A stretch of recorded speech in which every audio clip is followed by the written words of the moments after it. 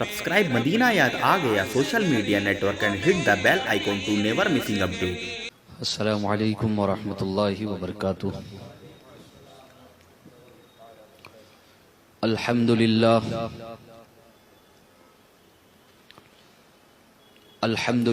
الذي جعل النار على سيدنا الخليل بردا وسلاما وأسمع سيدنا الكليم على طور سيناء وحيا وكلاما وكشف الضر عن سيدنا أيوب بعدما أعيون به مرضا وسقاما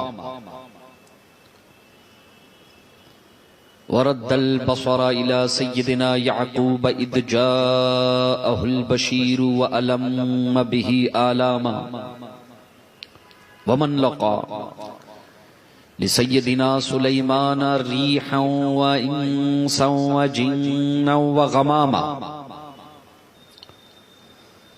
وقرب الحبيب سيدنا محمدا صلى الله عليه وسلم ليلة المعراج فكان قاب قوسين أو أدنى إعزازا وإكراما واصطفى سبطيه الكريمين السعيدين الشهيدين سيدا شباب أهل الجنة لهما إعزازا وإكراما عليه وعليهم صلاة وسلاما وجعل الجنة للمؤمنين والمسلمين أي للسنيين مستقرا ومقاما وجعل النار للكافرين والمشركين والوهابيين والنجديين عذابا وغراما أما بعد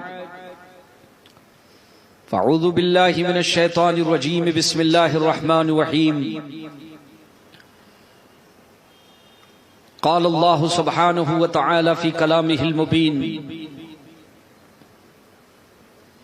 وإذا قيل لهم آمنوا كما آمن الناس قالوا أن نؤمن كما آمن السفهاء ألا إنهم هم السفهاء ولكن لا يعلمون صدق الله العظيم وبلغنا رسوله النبي الأمين المتين الكريم ونحن على ذلك لمن الشاهدين والشاكرين أن الحمد لله رب العالمين إن الله وملائكته يصلون على النبي يا أيها الذين آمنوا صلوا عليه وسلموا تسليما اللهم صل على سيدنا وشفيعنا وحبيبنا وطبيب قلوبنا وقرة أعيننا ومأوانا وملجانا محمد وعلى آله وأصحابه وأولاده وأزواجه وذرياته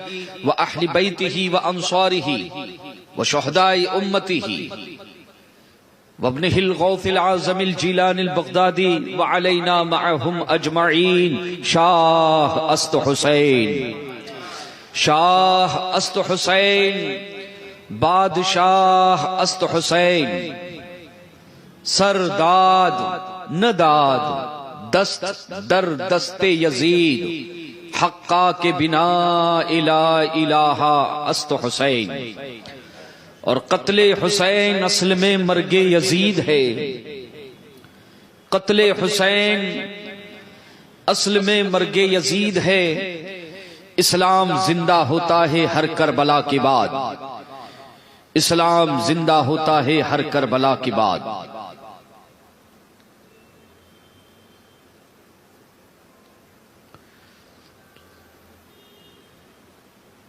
جماعت رضائے مصطفیٰ کے پرچم تلے شہدائے کرب و بلا کی بارگاہ میں خراج عقیدت پیش کرنے کے لیے جو محفلیں سجائی گئی ہیں آج کی یہ تیسری محفل ہے اللہ تعالی مجھ سیاکار اور عاصی کو منتظمین کو تمام سامعین کو جہاں تک میری آوازیں جا رہی ہیں اور جو ذکر حسین کی محفلوں میں شریک ہوئے ہیں، اللہ سبحانہ و تعالی سبوں کو اہل بیت اطہار کا روحانی فیضان عطا فرمائے اور سبوں کا حشر حسینی پرچم تلے فرمائے۔ وہ کون سی اسباب اور عوامل تھے کہ کرب و بلا کی سرزمین پر امام عالی مقام امام حسین رضی اللہ تعالیٰ عنہ کو تشریف لانا پڑا؟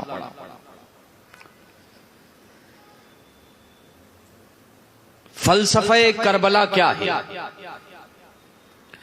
اور کربلا کا تجزیہ کس انداز میں کرنا چاہیے؟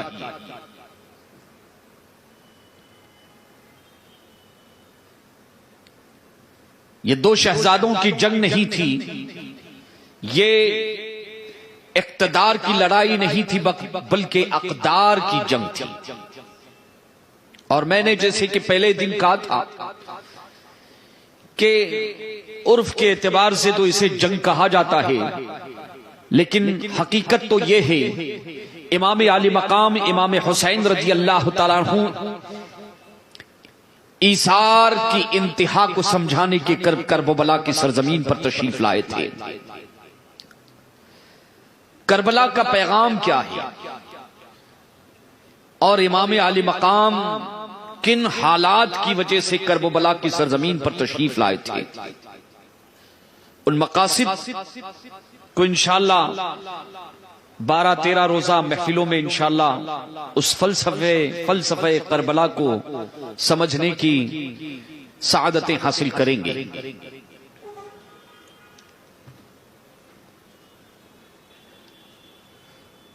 تذکرہ چھڑا ہے صحابہ کرام رضوان اللہ تعالی علیہم اجمعین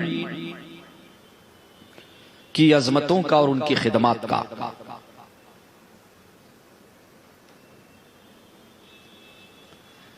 قرآن مجید کی جس آیت کریمہ کو میں نے تلاوت کرنے کا شرف حاصل کیا ہے،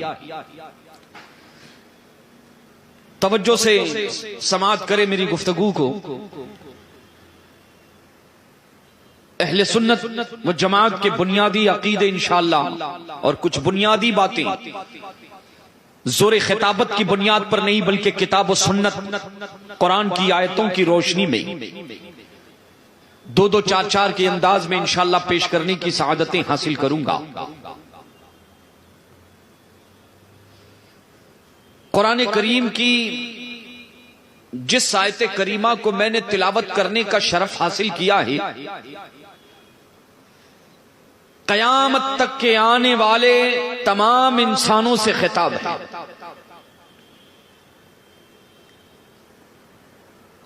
زبانیں حال سے اور خبر بھی دی جا رہی ہے۔ اللہ فرماتا ہے وَإِذَا قِيلَ لَهُمْ آمِنُوا كَمَا آمَنَ النَّاسُ، اور جب انہیں کہا گیا کہ ایمان لے آؤ ایسے جیسے لوگ ایمان لے کر آئے، کما آمن الناس، قالوا، پلٹ کر جواب دیا انہوں نے، پلٹ کر کہا انؤمن کما آمن السفہاء، کیا ان بے وقوفوں کی طرح، معاذ اللہ رب العالمین، کیا ان بے وقوفوں کی طرح ہم ایمان لے آئے؟ اللہ آگے ارشاد فرماتا ہے الا انہم هم السفہاء ولکن لا یعلمون، خبردار وہی بے وقوف ہیں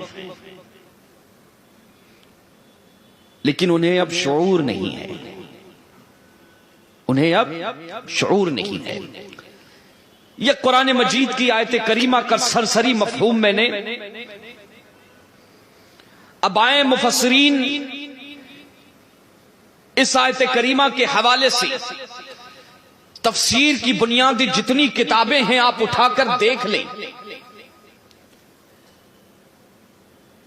اللہ سبحانہ و تعالی نے اس آیت کریمہ میں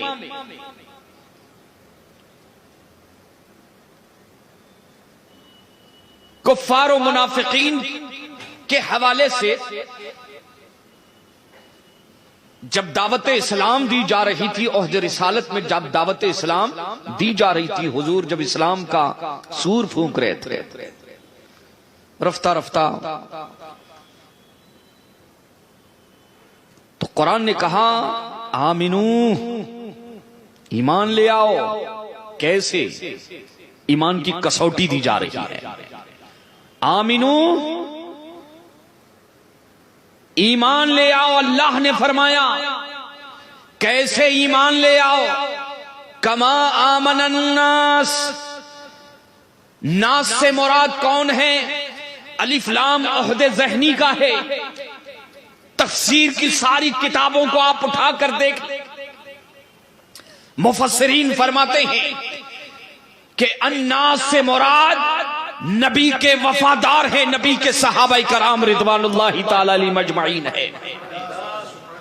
اب قیامت تک کے آنے والے انسانوں کے لیے یہ قرآن کا یہ پیغام کہ ایمان لانے والوں ایمان لے کر آؤ، لیکن تمہاری اپنی مرضی کا ایمان نہیں چلے گا۔ ایمان تمہاری اپنی مرضی کا نہیں چلے گا، تمہاری منمانی نہیں چلے گی۔ اللہ نے کسوٹی عطا فرمائی۔ کسوٹی دینے والا کون ہے؟ رب العالمین ہے، کائنات کا مالک ہے، کائنات کا خالق ہے۔ اللہ فرما رہا ہے کہ اگر تم مجھ پر ایمان لانا چاہتے ہو، میری توحید اور ربوبیت کا اقرار کرنا چاہتے ہو، میرے رسول کی رسالت کی گواہی دینا چاہتے ہو، تو اللہ فرماتا ہے نبی کے صحابہ ہیں ان کی طرح ایمان لے کے آؤ۔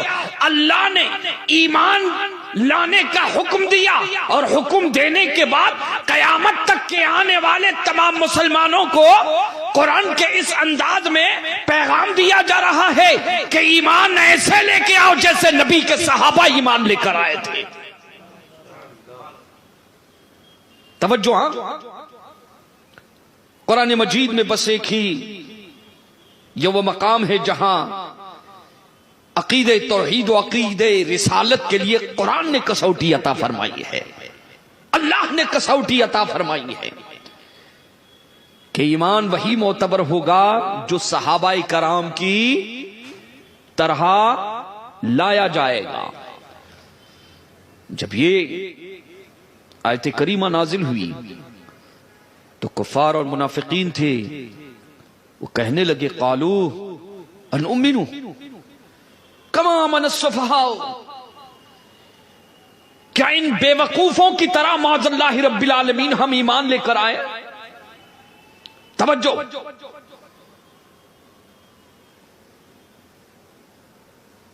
جب اللہ نے فرمایا کہ نبی کے صحابہ کی طرح ایمان لے کے آؤ، تو پلٹ کر منافقین اور کفار نے کہا کہ ہم ایسے ایمان ان بے وقوفوں کی طرح ایمان لائے معاذ اللہ رب العالمین۔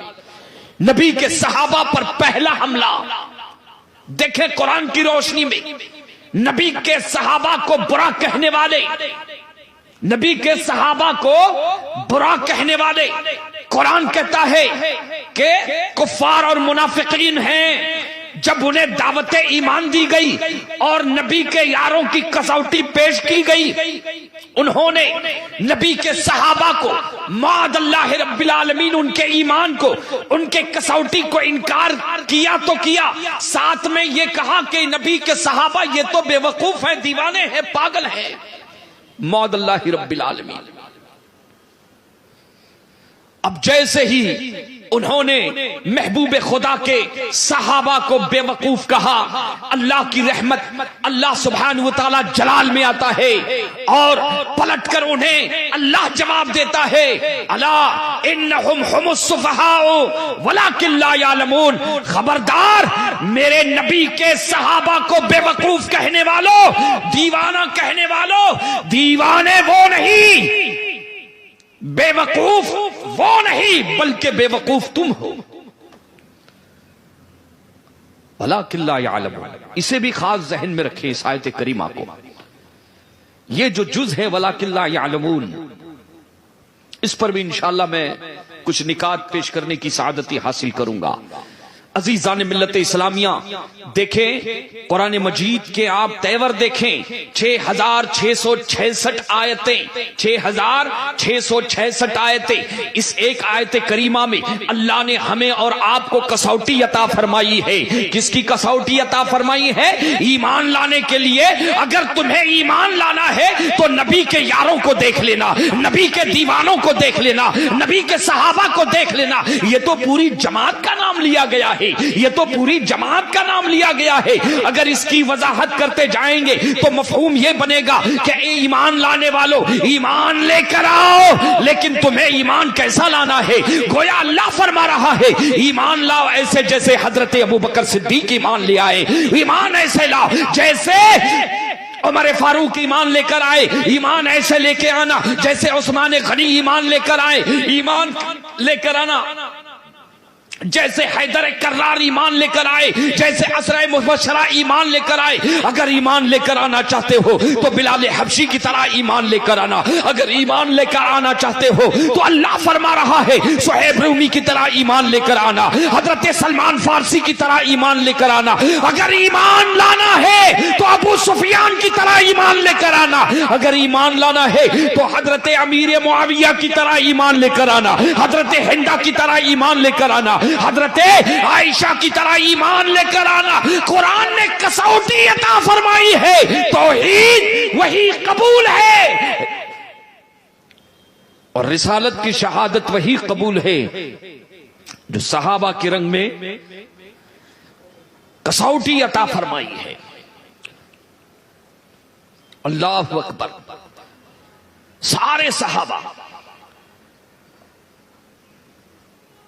قید نہیں لگائی ہے. الناس پر جو ہے کہ ناس سے مراد صحابہ کرام مفسرین فرماتے ہیں, اور اس پر جو الف لام ہیں وہ استغراق کے لیے سارے کے سارے صحابہ, حضور کے جتنے بھی صحابہ 1,24,000 صحابہ کرام. قرآن نے اللہ نے فرمایا ہے, کسی ملا نے کسوٹی نہیں عطا فرمائی ہے. عزیزان ملت اسلامیہ ایک سوال یہ پیدا ہوتا ہے کہ جب اللہ نے کسوٹی عطا فرمائی تو کفار و منافقین نے یہ کیوں کہا کہ یہ تو منافق, یہ تو بے وقوف ہیں, کیا ان بے وقوفوں کی طرح ہم ایمان لے کر آئے؟ آخر وجہ کیا ہے؟ صحابہ کرام رضوان اللہ تعالی مجمعین کو انہوں نے بے وقوف پلٹ کر انہوں نے کیوں کہا؟ وجہ کیا ہے عزیزان ملت اسلامیہ؟ اور دوسری کہ قرآن نے صحابہ کو ایمان کی کسوٹی ایمان لانے کے لیے کیوں قرار دیا کہ ان کی طرح ایمان لے کر آؤ, ان کو فالو کرنا. دور حاضر میں اس وقت سوشل میڈیا پر ایک ہنگامہ کھڑا کیا گیا ہے, ایک تماشا کھڑا کیا گیا ہے. رافضیوں کا اور نیم رافضیوں کا دو چائے ہے بوا, ایک بریلی شریف کی چائے ہے اور ایک ایرانی چائے ہے. جنہوں نے ایرانی چائے پی لی ہے, چکھ لی ہے, جنہوں نے ایرانی چائے پی لی ہے اور جن کے رگوں میں ایرانی لہو دوڑ رہا ہے, حضرت امیر معاویہ پر, حضرت ہندا پر, حضرت ابو سفیان پر, حضرت عائشہ پر, حضرت طلحہ پر, صحابہ کرام کی ایک مقدس جماعت ہے جن کے بارے میں سوشل میڈیا پہ منفی انداز میں پروپیگنڈا کرنا شروع کر دیا ہے. معاذ اللہ رب العالمین۔ جلیل القدر صحابہ کرام کی توہینیں ہو رہی ہیں، انہیں برا جا کہا جا رہا ہے، بلکہ افسوس کا مقام ہے، اللہ محفوظ رکھے۔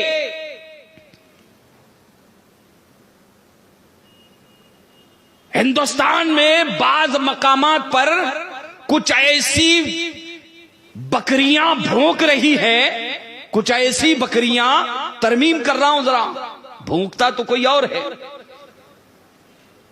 ذق انک انت العزیز الکریم پر عمل کر رہا ہوں۔ حضرت امیر معاویہ رضی اللہ تعالیٰ عنہ، حضرت ابو سفیان، حضرت مولا ابو بکر صدیق رضی اللہ تعالیٰ عنہ، حضرت عمر فاروق رضی اللہ تعالیٰ عنہ، صحابہ کرام کی ایک جماعت کو اہل بیت اطہار کے ساتھ بالکل لڑانے کے چکر میں کشتی لڑانا چاہ رہے ہیں۔ سوشل میڈیا پر اپنی چھوٹی چھوٹی کلپوں کے ذریعے یہ میسج چھوڑتے رہتے ہیں کہ بھئی دیکھو یہ صحابہ کرام اہل بیت کے ساتھ ان کے تعلقات معاذ اللہ رب العالمین اچھے نہیں تھے، حسد کرتے تھے، جلتے تھے، معاذ اللہ حسد کرتے تھے اور جلتے تھے آپس میں، معاذ اللہ رب العالمین۔ صحابہ کرام کے دلوں میں اہل بیت کی محبتیں نہیں تھی، منافرتیں تھی۔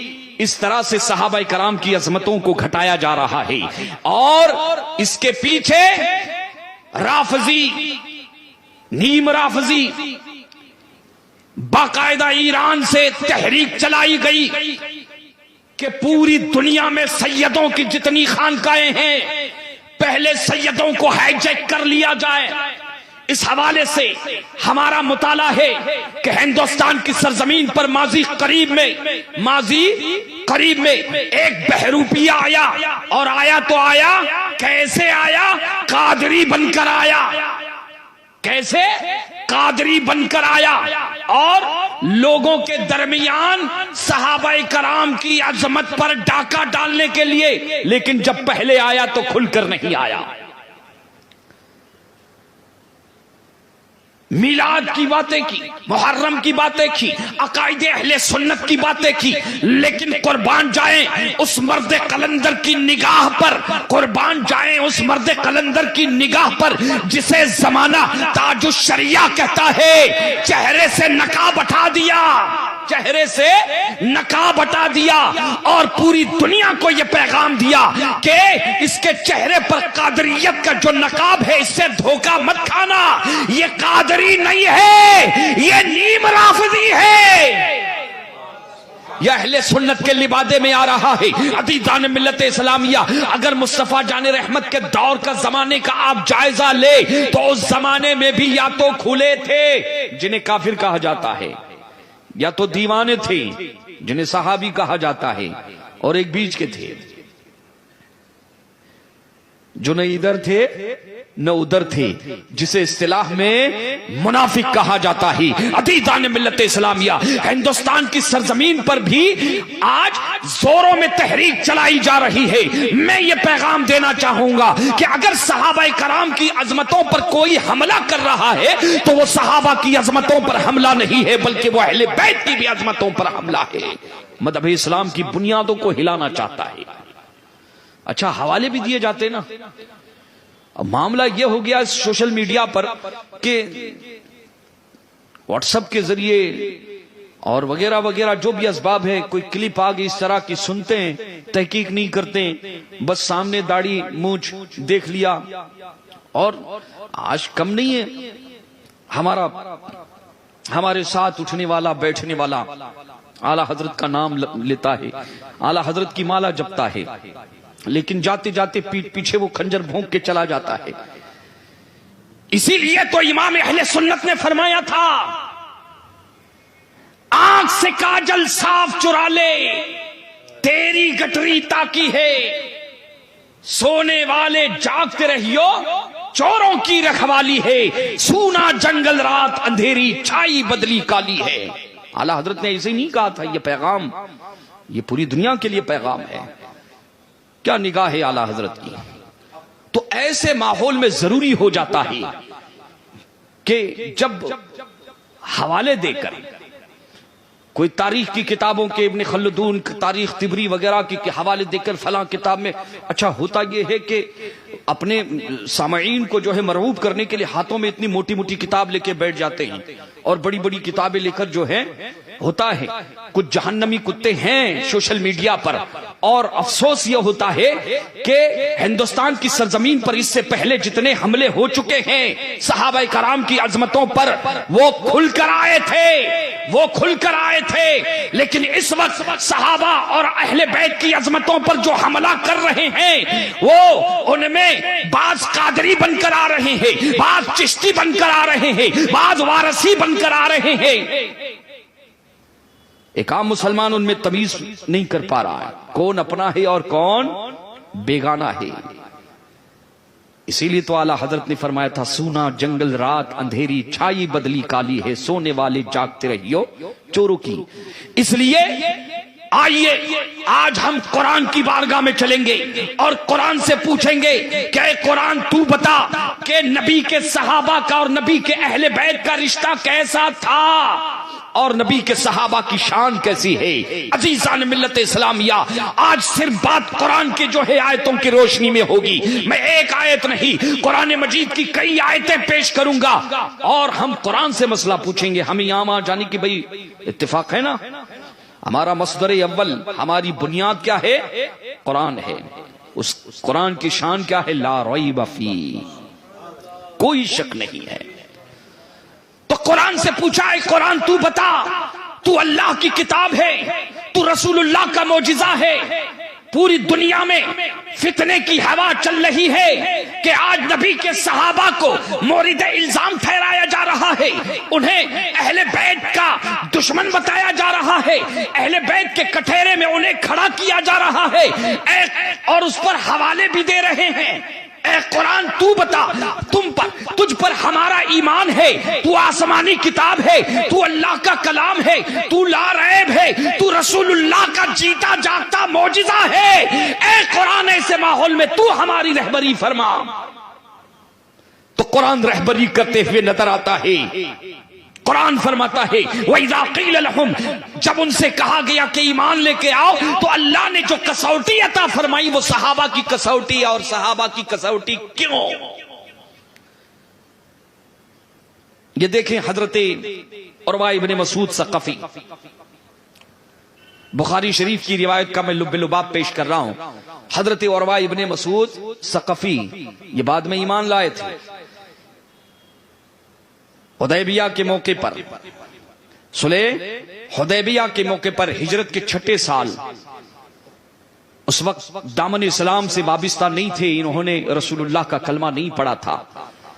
حضور 1400 جانثاروں کو لے کر عمرہ کرنے کے لیے تشریف لے گئے. کفار و مشرکین نے اجازت نہیں دی، بالکل فتح مکہ سے بالکل قریب کی بات تھا. اس وقت کفار اور مشرکین نے، مکہ کے بڑے بڑے چونٹی کے سرداروں نے حضرت عروہ ابن مسعود ثقفی کو جب وہ داخل اسلام نہیں دیتے اپنا نمائندہ بنا کر نبیوں کے امام کی بارگاہ میں کہا جاؤ دیکھو اور یہ بھی دیکھنا کہ ان کی تیاری کیسی ہے. مسلمانوں کی سامان حرب و ضرب کی گفتگو بھی ہوگی اور ان کا جائزہ بھی لینا کہ کیا وہ مکہ پر واقعی جو ہے قابض ہو جائیں گے، کیا نبی کے صحابہ ان کو ہمارے حوالے کریں گے یا نہیں کریں گے. کہا پوری جاسوسی بھی جو اندر سے. اور عروہ ابن مسعود ثقفی پہنچتے ہیں، عروہ ابن مسعود ثقفی پہنچتے ہیں نمائندے بن کر. اور ٹھیک اس وقت پہنچے، بخاری شریف میں آتا ہے کہ جب اللہ کے نبی صلی اللہ تعالی علیہ وسلم ظہر کی نماز کے لیے وضو فرما رہے تھے، تک تک دیدم دم نہ کشیدم، دیکھ کے حیران ہو گیا کہ مسلمانوں کے نبی پیغمبر وضو فرما رہے ہیں اور صحابہ کرام دیوانہ وار ان کو گھیرے ہوئے کھڑے ہیں. غور سے اس منظر کو دیکھنے لگا. حضور وضو فرما رہے ہیں اور صحابہ کرام دیوانہ وار ان کو گھیر کے کھڑے ہیں. حضور جیسے ہی اپنے دونوں ہاتھوں کو دھو رہے ہیں اور وضو کا پانی ان کے جسم اطہر سے چھو کے زمین پہ گرنا چاہ رہا ہے، اور عروہ ابن مسعود نے غور سے دیکھا کہ نبی کے صحابہ اس پانی کو زمین پہ گرنے نہیں دے رہے، جو پانی حضور کے جسم اطہر سے چھو جائے ان قطرات کو زمین پہ گرنے نہیں دے رہے، بلکہ ان کو اپنے ہاتھوں میں اٹھا لے رہے ہیں، اپنے چہرے کو مل رہے ہیں، اپنے سینے پہ مل رہے ہیں۔ یہی نہیں، اور عروہ ابن مسعود نے یہ بھی دیکھا کہ اگر مسلمانوں کے پیغام محمد عربی زمین پر تھوکنا چاہتے ہیں، اگر زمین پر کھنکارنا چاہتے ہیں، تو ان کا تھوکے مبارک یا ان کی کھنکارے مبارک بھی زمین پہ گرنے نہیں دے رہے ہیں۔ صحابہ میں سے ہر کوئی یہ سبقت کرتا ہے اس بات کے لیے کہ وہ میرے ہاتھوں میں گر جائے، میں اسے اپنے چہرے پر مل لوں اور اسے اپنے سینے پر۔ حیران ہو گیا کہ یا اللہ، اس منظر کو دیکھنے کے بعد جو گفتگو ہونی تھی ہوئی۔ مکہ شریف میں جب اپنے سرداروں کے پاس عروہ ابن مسعود ثقفی پہنچا ہے تو انہوں نے آتے ہی بے قراری کے عالم میں کہ بتاؤ کیا معاملہ رہا، محمد عربی صلی اللہ تعالی علیہ وسلم اور ان کے ماننے والوں کا معاملہ کیا ہے، پوری رپورٹ دو، کیا وہ مکہ شریف پر قابض ہو جائیں گے یا مکہ شریف پر قابض ہو جائیں گے، کیا مسلمان اپنے نبی کو ہمارے حوالے، کئی مختلف روایتوں میں جو ہے مختلف کتابوں میں کئی مختلف باتیں آتی ہے۔ عزیزان ملت اسلامیہ، اور عروہ ابن مسعود ثقفی نے جو ہے مکمل طور سے سن لیا، اور جب اس نے بولنا شروع کر دیا، جیسے بولنا شروع کیا مبہوت ہو گئے۔ ارشاد فرماتے ہیں حضرت عروہ ابن مسعود کہ سنو اے مکہ کے سرداروں، سنو، جو تم نے یہ ارادہ کر لیا ہے کہ اسلام اور مسلمانوں کو فتح کر لیں گے اور مسلمانوں کو اور محمد عربی کو تہہ تیگ کر لیں گے، ارادہ ترک کر دینا، اس ارادے سے باز آ جاؤ، کبھی کامیاب نہیں ہو پاؤ گے۔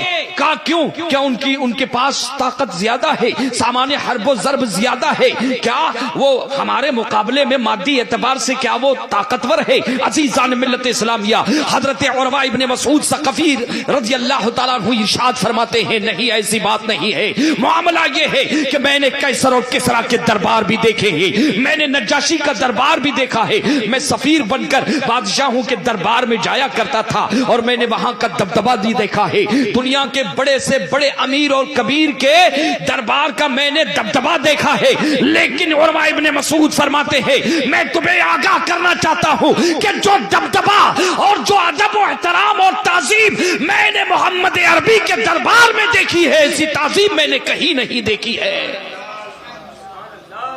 جو احترام میں نے محمد کے غلاموں کو اپنے آقا کا، ان کے آقا کا کرتے دیکھا، کہتے ایسی تعظیم کا کیا کہنا کیا چاہتے ہو؟ کہا کہ اگر حضور زمین پر تھوکنا چاہتے ہیں تو اس تھوک کو، کھنکار کو بھی صحابہ کرام اپنے ہاتھوں پر، ہتھیلیوں پر لے لیتے ہیں، اپنے چہرے پر ملتے ہیں، اپنے سینے پر ملتے ہیں اور اسے زمین پر گرنے نہیں دیتے، اسے وضو فرماتے ہیں، وضو کے پانی کا قطرہ زمین پر گرنے نہیں دیتے ہیں۔ عزیزان ملت اسلامیہ، اور عروہ ابن مسعود رضی اللہ تعالیٰ عنہ ارشاد فرماتے ہیں کہ جب میں نے وضو کے پانی کے قطرات کا یہ ادب دیکھا، اس وقت میرے دل میں یہ خیال آیا، کہ جو قوم اپنے نبی کی تعظیم اس درجے کرتی ہے کہ جو پانی ان کے بدن سے چھو جاتا ہے اسے زمین پہ گرنے نہیں دے رہی ہے، تو بھلا وہ نبی کے صحابہ نبی کے خون کے قطرات کو زمین پر گرتے ہوئے کیسے برداشت کر سکتی ہے؟ اے مکہ والو،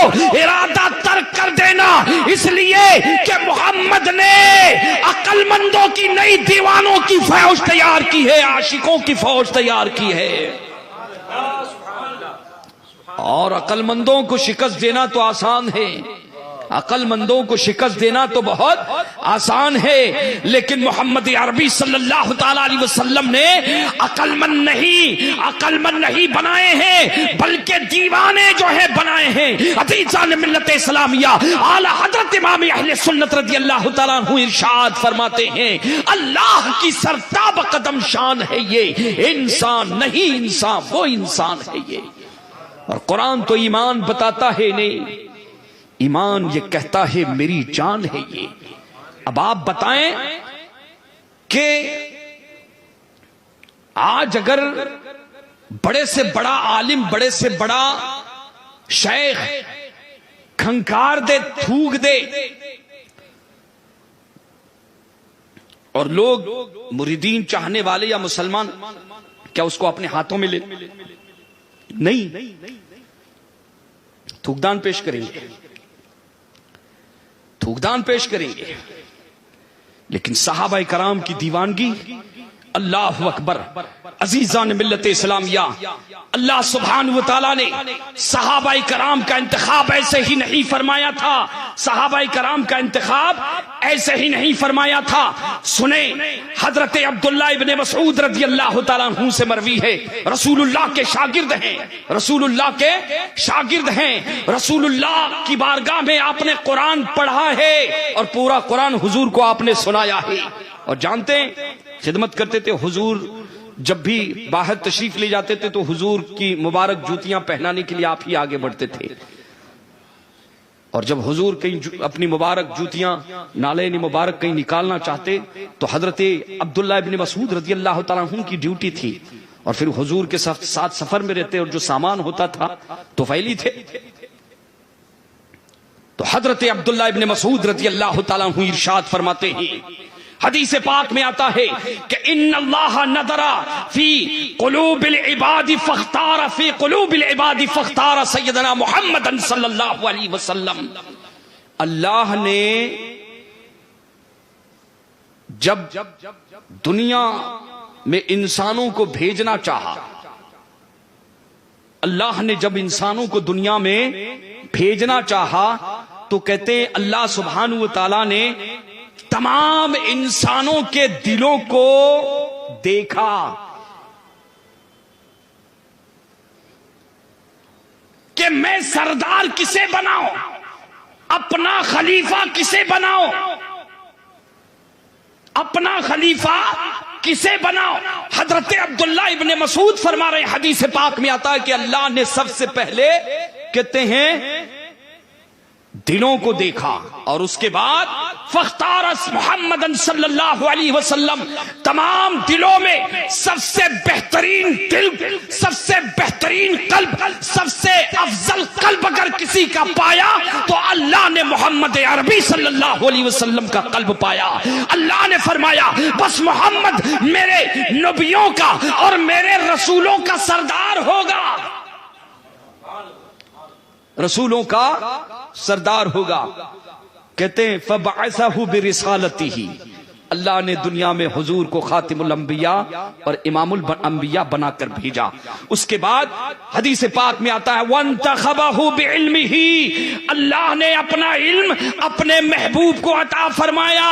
اس کے بعد حضرت عبداللہ ابن مسعود رضی اللہ تعالیٰ عنہ ارشاد فرماتے ہیں ثم نظر فی قلوب الناس بعدہ، پھر اللہ نے عام لوگوں کے دلوں کو دیکھا. حضرت آدم تک قیامت تک تمام لوگوں کے قلوب پر اللہ نے نظر فرمائی کہ دیکھیں قیامت تک جتنے انسانوں کو میں پیدا کرنے والا ہوں ان میں سب سے بہترین قلوب کس کے ہیں، ان میں سب سے بہترین دل کس کے ہیں. عزیزان ملت اسلامیہ، اللہ کے حضرت عبداللہ ابن مسعود رضی اللہ تعالیٰ عنہ ارشاد فرماتے ہیں فاختار اللہ لہ اصحابا، اللہ نے نبی کے صحابہ کے دلوں کو سب سے بہترین پایا.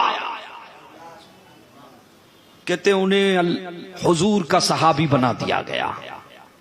انہیں کیا کر دیا گیا؟ لوگوں میں جو سب سے زیادہ جس کے دل بہترین تھے اللہ نے ان کو اپنے محبوب کا صحابی بنا دیا. اب صحابی کسے کہتے ہیں؟ بہت ساری تعریفیں کی گئی ہیں. علامہ ابن حجر، حافظ ابن حجر عسقلانی رضی اللہ تعالیٰ عنہ ارشاد فرماتے ہیں صحابی کسے کہتے ہیں؟ فرماتے ہیں من لقیا نبی صلی اللہ علیہ وسلم مؤمنا بہ، جس نے حضور سے ملاقات کی، جس نے حضور سے ملاقات کی، مؤمنا بہ، ایمان کی حالت میں، اس حال میں کہ وہ حضور پر ایمان لے کے آیا، ومات علی الاسلام، اور اسلام پر ان کا خاتمہ ہو گیا. کہتے یہ شخص کیا ہے؟ صحابی ہے. بابا سمجھ گئے آپ؟ صحابی کسے کہتے ہیں؟ کہ جس نے حضور کو ایمان کی حالت میں حضور سے ملاقات فرمائی، وَمَاتَ مُسْلِمًا، اور ایمان کی حالت میں ان کا کیا ہوا؟ خاتمہ ہو گیا، صحابی ہو گیا. عزیزان ملت اسلامیہ، اب ایسے صحابہ کا خطبہ، ان کی عظمتوں کا خطبہ قرآن نے پڑھا ہے، اور محبوب خدا صلی اللہ تعالی علیہ وسلم نے اپنی امت کو ان کے مرتبوں اور ان کے مقام سے آگاہ فرمایا ہے. عزیزان ملت اسلامیہ، رسول گرامی باوقار صلی اللہ تعالی علیہ وسلم ارشاد فرماتے ہیں کہ کائنات کے سب سے بہترین اور افضل انسان میرے صحابہ ہیں، میرے صحابہ ہیں. اور یہ تو متنی مسئلہ ہے کہ بڑے سے بڑا غوث، بڑے سے بڑا قطب، بڑے سے بڑا ابدال، خواجہ، غوث اعظم، تابعین، تبع تابعین، کوئی بھی ان کے مرتبے اور مقام کو حاصل نہیں کر سکتا. اس کو دوسرے انداز میں برائے جو ہے تفہیم اگر یوں پیش کیا جائے کہ ایک ترازو میں تمام تابعین کرام سے اب تک کے تمام اولیاء کرام کو رکھ دیا جائے، اور صرف ایک ترازو میں حضرت ابو بکر صدیق کی صداقت کو رکھ دیا جائے، یا حضرت امیر معاویہ کو رکھ دیا جائے، یا حضرت امیر معاویہ کو ایک ترازو میں رکھ دیا جائے. تابعین سے لے کے اب تک پوری دنیا میں لاکھوں کروڑوں جتنے اولیاء، قطب، ابدال، غوث، خواجہ جتنے ہوئے، ان کی مرتبے کی برابری نہیں کر سکتا. اور صحابی بنتا کیسے ہے؟ مجھے آپ بتائیں کہ صحابی بنتا کیسے ہے؟ کیا دنیا میں کوئی ایسی خانقاہ آپ نے دیکھی؟ خانقاہوں میں شیخ تو بنایا جاتا ہے، قطب تو بنایا جاتا ہے، ابدال تو بنایا جا سکتا ہے، لیکن کیا صحابی بنا سکتے ہیں؟ ارے وہ چھوڑیے آپ، حضرت ابو بکر صدیق جو نبیوں کے بعد سب سے افضل ہیں، اگر وہ چاہیں کہ خلیفۃ المسلمین ہے، مسلمانوں کے پہلے خلیفہ ہے، کہ میں کسی کو صحابی بناؤں، تو ایمان سے بتاؤ کیا وہ صحابی بنا؟ نمازوں کے ذریعے، عبادتوں کے ذریعے، تسبیح کے ذریعے، تحلیل کے ذریعے، چلا لگا کے کیا کوئی صحابی بن سکتا ہے؟ نہیں. صحابی کون؟ جس نے حضور کو ایمان کی حالت میں پا لیا. 10 بجے ایمان لے کر آیا، 11 بجے انتقال ہو گیا. 11 بجے اگر کوئی 10 بجے حضور کی بارگاہ میں حاضر ہو کر ایمان لے آیا اور 11 بجے اس کا انتقال ہو گیا، اب اس بات پر امت کا اجماع کہ وہ صحابی ہیں، وہ صحابی ہیں جنہوں نے ایک وقت کی نماز بھی نہیں پڑھی ہے، ایک روزہ بھی نہیں رکھا، حج بھی نہیں کی ہے، زکات بھی نہیں دی ہے، تسبیح بھی نہیں پڑھی ہے، کوئی بظاہر لمبا عمل ابھی ان کے پاس نہیں ہے، انتقال ہو گیا. بڑے سے بڑا غوث، قطب، تابعی، شافعی ہو، امام اعظم ہو، ان کے مرتبے اور مقام کو نہیں پہنچ سکتا. عزیزان ملت اسلامیہ، پتہ یہ چلا کہ مقام صحابیت کسی کو اگر ملتا ہے تو مجاہدے اور عبادت کی وجہ سے نہیں بلکہ نگاہ نبوت کی وجہ سے ملتا ہے. جب حضور کی نگاہ کا یہ عالم ہے، جب حضور کی نگاہ کا یہ عالم ہے، تو مصطفیٰ جان رحمت صلی اللہ علیہ وسلم کا عالم کیا ہوگا؟ اللہ نے یہ خاصہ اپنے محبوب کو عطا فرمایا کہ محبوب یہ تیری نگاہ ہے، اگر تجھ پر کوئی ایمان لے کر آئے، تیری محبت میں اگر کوئی مچل جائے، تیری تصدیق کر لے اور خاتمہ ایمان پر ہو جائے. کہتے محبوب جس نے تجھے دیکھا اس نے مجھے دیکھا، جس نے تجھے دیکھا اس نے مجھے دیکھا. عزیزان ملت اسلامیہ، یہ میرے مصطفیٰ کی نگاہوں کا اعجاز ہے، یہ حضور کا خاصہ ہے، یہ کسی کو نہیں ملا. تو صحابیت کا یہ مقام، یہ عبادت، زہد و ریاضت، درجات تو کسی کے بڑے کسی کم درجے، لیکن نفس صحابیت میں قرآن نے جب ایمان لانے کا حکم دیا تو کسوٹی کسے قرار دی؟ تو یہ نبی کریم صلی اللہ علیہ وسلم کے صحابہ دیکھیں، کوئی اگر تھوک رہا ہے، کھنکار رہا ہے آج کے دور میں تو سوسائٹی میں اس کو غلیظ مانا جاتا ہی، اور اس سے طبیعت متنفر ہو جاتی کہ اس کو جو ہے بالکل کہتے ہیں نا کہ بالکل تمیز نہیں، ایسے معاشرے کے حسن معاشرت اس کے پاس نہیں، کتنا بد اخلاق آدمی ہے۔ لیکن قربان جائیں کہ نبی کریم صلی اللہ تعالی علیہ وسلم کے صحابہ بے وقوف نہیں تھے، پاگل نہیں تھے، بلکہ عاشق تھے، دیوانے تھے، دیوانگی کی حد تک رسول اللہ کو چاہتے تھے۔ ارے میاں آپ کھنکار کی اور تھوکے مبارک کی بات کرتے ہیں، تاریخ اٹھا کر دیکھیں کہ صحابہ کرام میں وہ نام بھی موجود ہے جنہوں نے نبی کریم صلی اللہ علیہ وسلم کے خون مبارک کو بھی پیا ہے، نبی کریم صلی اللہ علیہ وسلم کے پیشار مبارک کو بھی پیا ہے، اور حضور نے انہیں بشارت دی ہے۔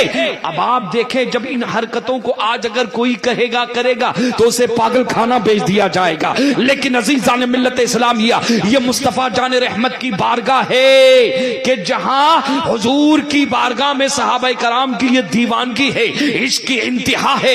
اللہ اکبر۔ اسی لیے اللہ نے قرآن میں فرمایا کہ ایمان لانے والوں، اگر تم میری توحید اور میری ربوبیت کا اقرار کرنا چاہتے ہو تو ایمان لے کر آؤ، لیکن سنو تمہارا منمانی جو ہے، ایمان جو ہے قابل قبول نہیں ہے۔ ایمان لانا ہے تو ایسے ایمان لانا جیسے نبی کے صحابہ ایمان لے کر آئے تھے۔ ذرا جھلک دیکھتے چلے، آپ جھلک دیکھتے چلے صحابہ کرام کی دیوانگی کیا تھی۔ اور میں نے کل ہی کہا تھا کہ ہمیں قرآن ملا ہے، صحابہ کرام سے ملا ہے، اللہ نے اپنے محبوب کو دیا بغیر لکھا ہوا، اور حضور نے صحابہ کو دیا ایک جگہ جمع محفوظ بکھرا ہوا تھا۔ حضور نبی کریم صلی اللہ تعالی علیہ وسلم اللہ کے نمائندے ہیں، اور صحابہ کرام حضور کے نمائندے ہیں۔ اگر صحابہ کرام کو اگر درمیان سے نکال دیا جائے تو کچھ بچے گا ہی نہیں بابا، نہ قرآن محفوظ رہے گا اور نہ حدیث محفوظ رہیں گی۔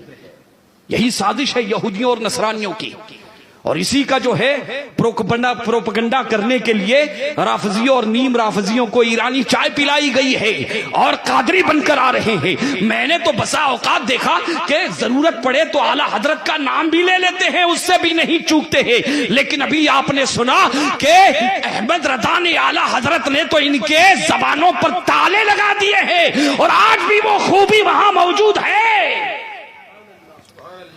اور ایسے قائد ملت نہیں بنائے گئے ہیں، ایسے قائد ملت نہیں بنائے گئے ہیں۔ اعلیٰ حضرت کا یہ فیضان ہے، اعلیٰ حضرت کا یہ فیضان ہے، کل کے قدرت کا یہ انتخاب ہے، ان میں وہ کوالٹی تھی ہے، اور اعلیٰ حضرت کا فیضان انشاءاللہ برستا رہے گا۔ اور جن کو ڈسنا ہے وہ تو ڈستے رہیں گے، جن کو ڈسنا ہے ان کو اب اللہ ہدایت دے، دعا کرتے رہیں گے بابا۔ یہ دیکھیں حضرت ابوبکر صدیق رضی اللہ، صحابہ کی دیوانگی میں تفصیل میں نے بس اب مثالیں میں صحابہ کرام کی دیوانگی میں آپ کو بتاتے جا رہا ہوں کہ منافقین نے اور کافروں نے جو ان کو بے وقوف کہا تھا، معاذ اللہ رب العالمین، وہ اپنے اعتبار سے کیا کہہ رہے تھے کہ یہ تو بیوقوف، کیونکہ حضور صحابہ کرام کی یہ ساری حرکتیں دیکھ رہے تھے کہ حضور تھوکتے ہیں تو مبارک تھوک کو اپنے ہاتھوں میں لے رہے ہیں۔ اللہ اکبر۔ عزیزان ملت اسلامیہ، نبی کریم صلی اللہ تعالی علیہ وسلم کے صحابہ کی دیوانگی کو دیکھیں کہ کس حد تک چاہتے تھے۔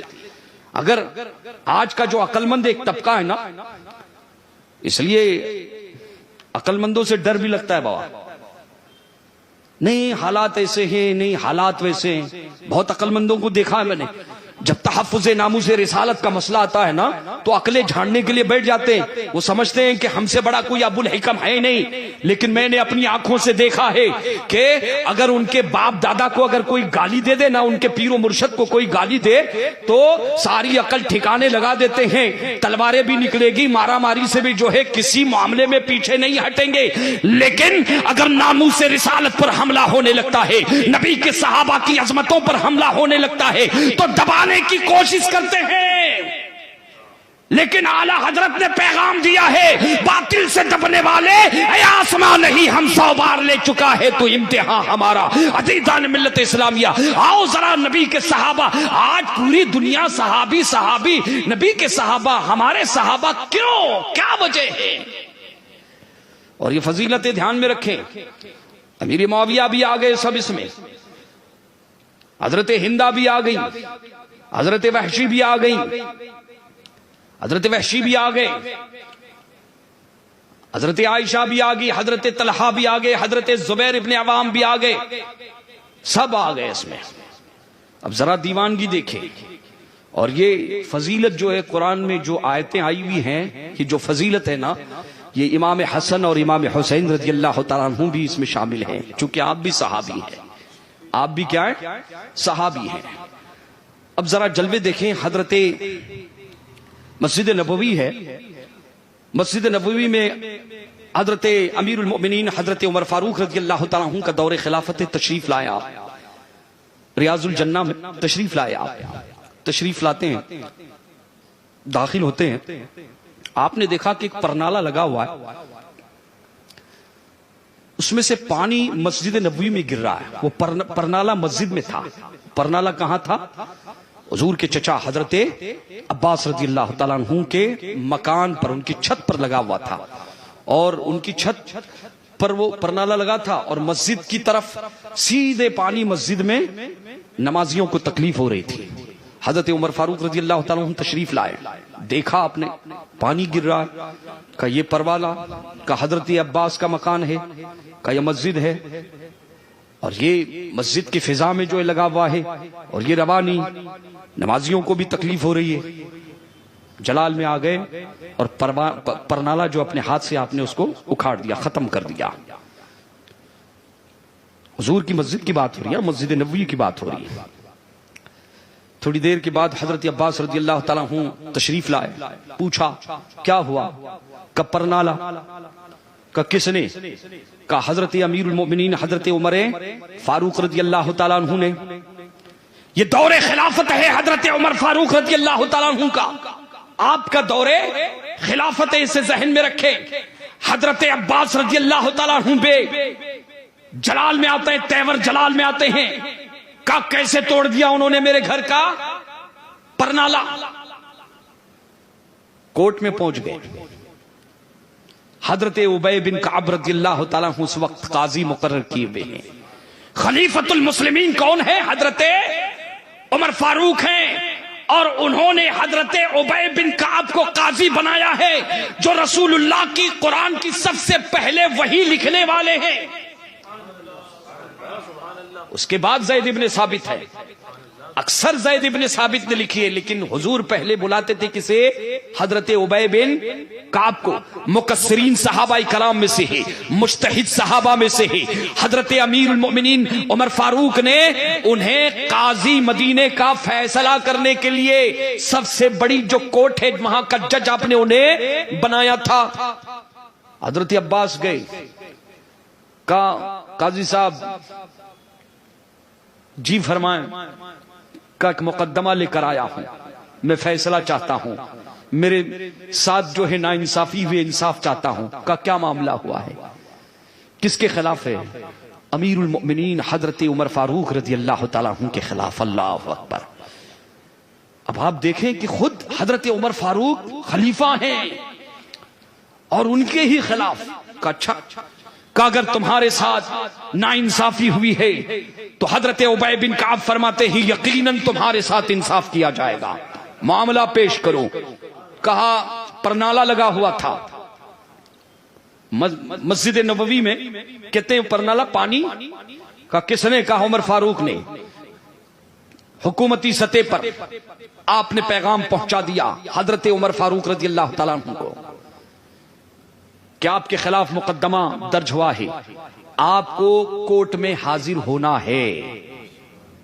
حضرت عمر نے جواب دیا کہ میں حاضر ہو جاؤں گا۔ وقت مقرر کیا گیا، حضرت عمر پہنچ گئے، حضرت عباس رضی اللہ تعالیٰ عنہ بھی پہنچ گئے۔ حضرت عمر نے مقرر کیا ہے، جیسے ہی امیر المؤمنین پہنچے اندر بھیڑ تھی، کچھ دیر ٹھہرنا بھی پڑا، روایتوں میں آتا ہے۔ حکومتیں دیکھیں یہ تھی، یہ خلافت، اس کو خلافت کہتے ہیں۔ اور آج تو بابا وسیلے، فون لگاؤ نا، ملنے ملے گا کیا، جانے ملے گا کیا، یہ لال بتی وہ لال بتی، آپ سمجھ رہے ہیں آپ، یہ سارا جو معاملہ ہے۔ وہاں دیکھیں کہ حضرت عمر فاروق رضی اللہ تعالیٰ عنہ بھی انتظار کر رہے ہیں، جو اپنے وقت کے خلیفہ ہیں۔ اندر جانے کے بعد امیر المؤمنین نے سب سے پہلے سلام کلام ہونے کے بعد کچھ اپنی طرف سے بات کرنا شروع کی۔ ابی بن کعب کہتے ہیں کہ عمر آپ نہیں کہیں گے، پہلے مدعی کہے گا، یہ اسلام کا اصول ہے، دعویٰ کرنے والے حضرت عباس ہے، پہلے وہ بات کریں گے، بعد میں آپ بات کریں گے۔ یہاں نظام خلافت چلے گا، رسول نے خلافت کا جو تصور دیا ہے وہ تصور یہاں پر چلے گا، یہاں عمر کا قانون نہیں چلے گا۔ اللہ اکبر۔ حضرت عمر فاروق رضی اللہ تعالیٰ عنہ کہتے ہیں ٹھیک ہے، ٹھیک ہے، یہ ہے خلافت کا تصور۔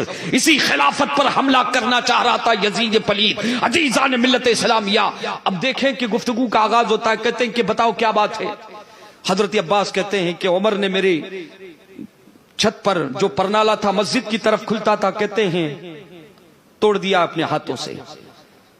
کہا کیا چاہتے ہو؟ کہا انصاف چاہتا ہوں۔ پوچھا عمر کچھ کہنا ہے تمہیں؟ کہا میں نے اپنے ہاتھوں سے توڑا۔ کہا کیوں توڑا آپ نے؟ یہ دیکھیں فیصلہ کیسے ہو رہا۔ کہا آپ نے کیوں توڑا؟ کہا چونکہ وہ فضا میں تھا، مسجد کی فضا میں پانی گر رہا تھا، نمازیوں کو تکلیف ہو رہی تھی اور یہ شرعاً جائز نہیں ہے۔ مضبوط دلیل انہوں نے پیش کر دی۔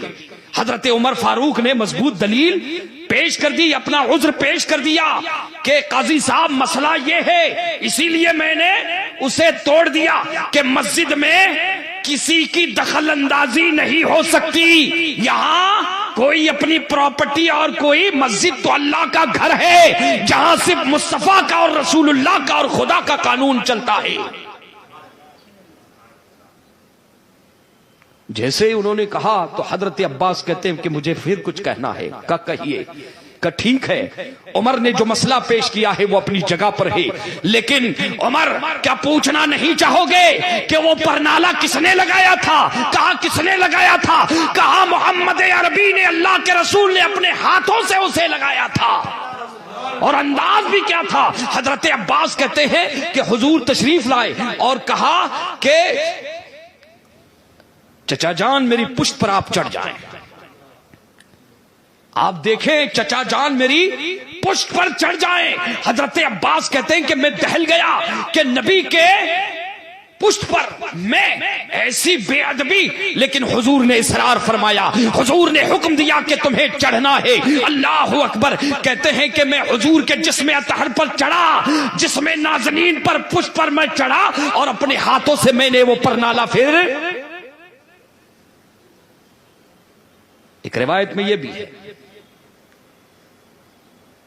تو بعد روایتوں میں کہ رسول گرامی باباکار صلی اللہ علیہ وسلم نے اپنے ہاتھوں سے بیر کے، حضرت عباس رضی اللہ تعالیٰ عنہ فرماتے ہیں کہ عمر پوچھو گے نہیں، کہا حضور نے اپنے ہاتھوں سے لگا تھا یا لگوایا تھا۔ عزیزان ملت اسلامیہ، جیسے ہی حضرت عمر رضی اللہ تعالیٰ عنہ نے یہ سنا، آپ ارشاد فرماتے ہیں کہ عباس رضی اللہ تعالیٰ عنہ سے فرماتے ہیں کہ عباس ام النبی، مجھے خبر نہیں تھی عمر سے جو غلطی ہوئی ہے، اتنی بڑی جو بے ادبی ہوئی ہے، انجانے میں ہوئی ہے، اگر مجھے پتا ہوتا کہ نبیوں کے امام نے اسے لگایا ہے تو عمر کبھی اسے ہاتھ نہیں لگاتا۔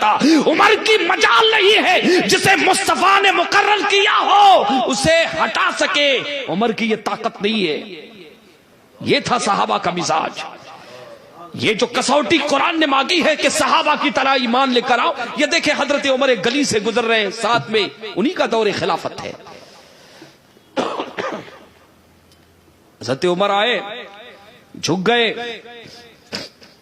حضرت عباس نے کہا نہیں میں کسی سے لگوا لوں گا. کہا نہ، حضور کا لگایا ہوا میں نے اتارا، انجانے میں اتنی بڑی مجھ سے خطا ہو گئی. عمر کی کیا مجال کے حضور کے معاملات میں. کہتے تلافی یہی ہے کہ میری پشت پر تم اسی طرح چڑھ جاؤ. کہتے ہیں امیر المؤمنین حضرت عمر فاروق رضی اللہ تعالیٰ عنہ، یہ نظام خلافت دیکھیں آپ کہ خلیفہ کسے کہتے ہیں. حضرت عمر فاروق جھک گئے، آپ کی پشت پر اللہ کے نبی کے چچا کھڑے ہو گئے اور پرنالہ وہیں پر لگا دیا گیا. عزیزان ملت اسلامیہ اس کے بعد کہتے ہیں کہ امیر المؤمنین میں آپ سے معافی چاہتا ہوں. کہ کیا معاملہ ہے؟ کہ میں تو میرا حق چاہ رہا تھا اور وہ آپ کے انصاف کی وجہ سے حق مجھے مل گیا ہی. عزیزان ملت اسلامیہ یہی حضرت عمر فاروق گلی سے گزر. قبیلہ بنو طلحہ، قرآن نے کیوں کہا کہ صحابہ کی جو ہے ارے کائنات کے سب سے بہترین انسان اللہ کے رسول فرماتے ہیں میرے صحابہ ہیں، ان سے افضل کسی ماں نے کسی کو جلا نہیں ہے. وہ دیوانگی کیا تھی؟ ایسے ہی تھوڑی حضور نے ان کو جو ہے عظمتوں کا تاج پہنایا ہے. یہ دیکھیں حضرت عمر گزر رہے ہیں راستے سے، بنو طلحہ ہے، بنو طلحہ ہے. صحابہ کرام آپ کے اصحاب آپ کے پیچھے پیچھے ہیں، حضرت عمر آگے آگے ہیں.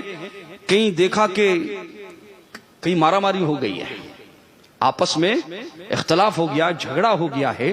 جب جھگڑا ہو گیا تو ایک صاحب نے دوسرے صاحب کو، جن کا نام محمد تھا، جن کا نام کیا تھا؟ محمد تھا، محمد کا نام لے کر گالی دی. جیسے ہی محمد کا نام لے کر گالی دی حضرت عمر رضی اللہ تعالیٰ عنہ کے کانوں میں پڑ گئی.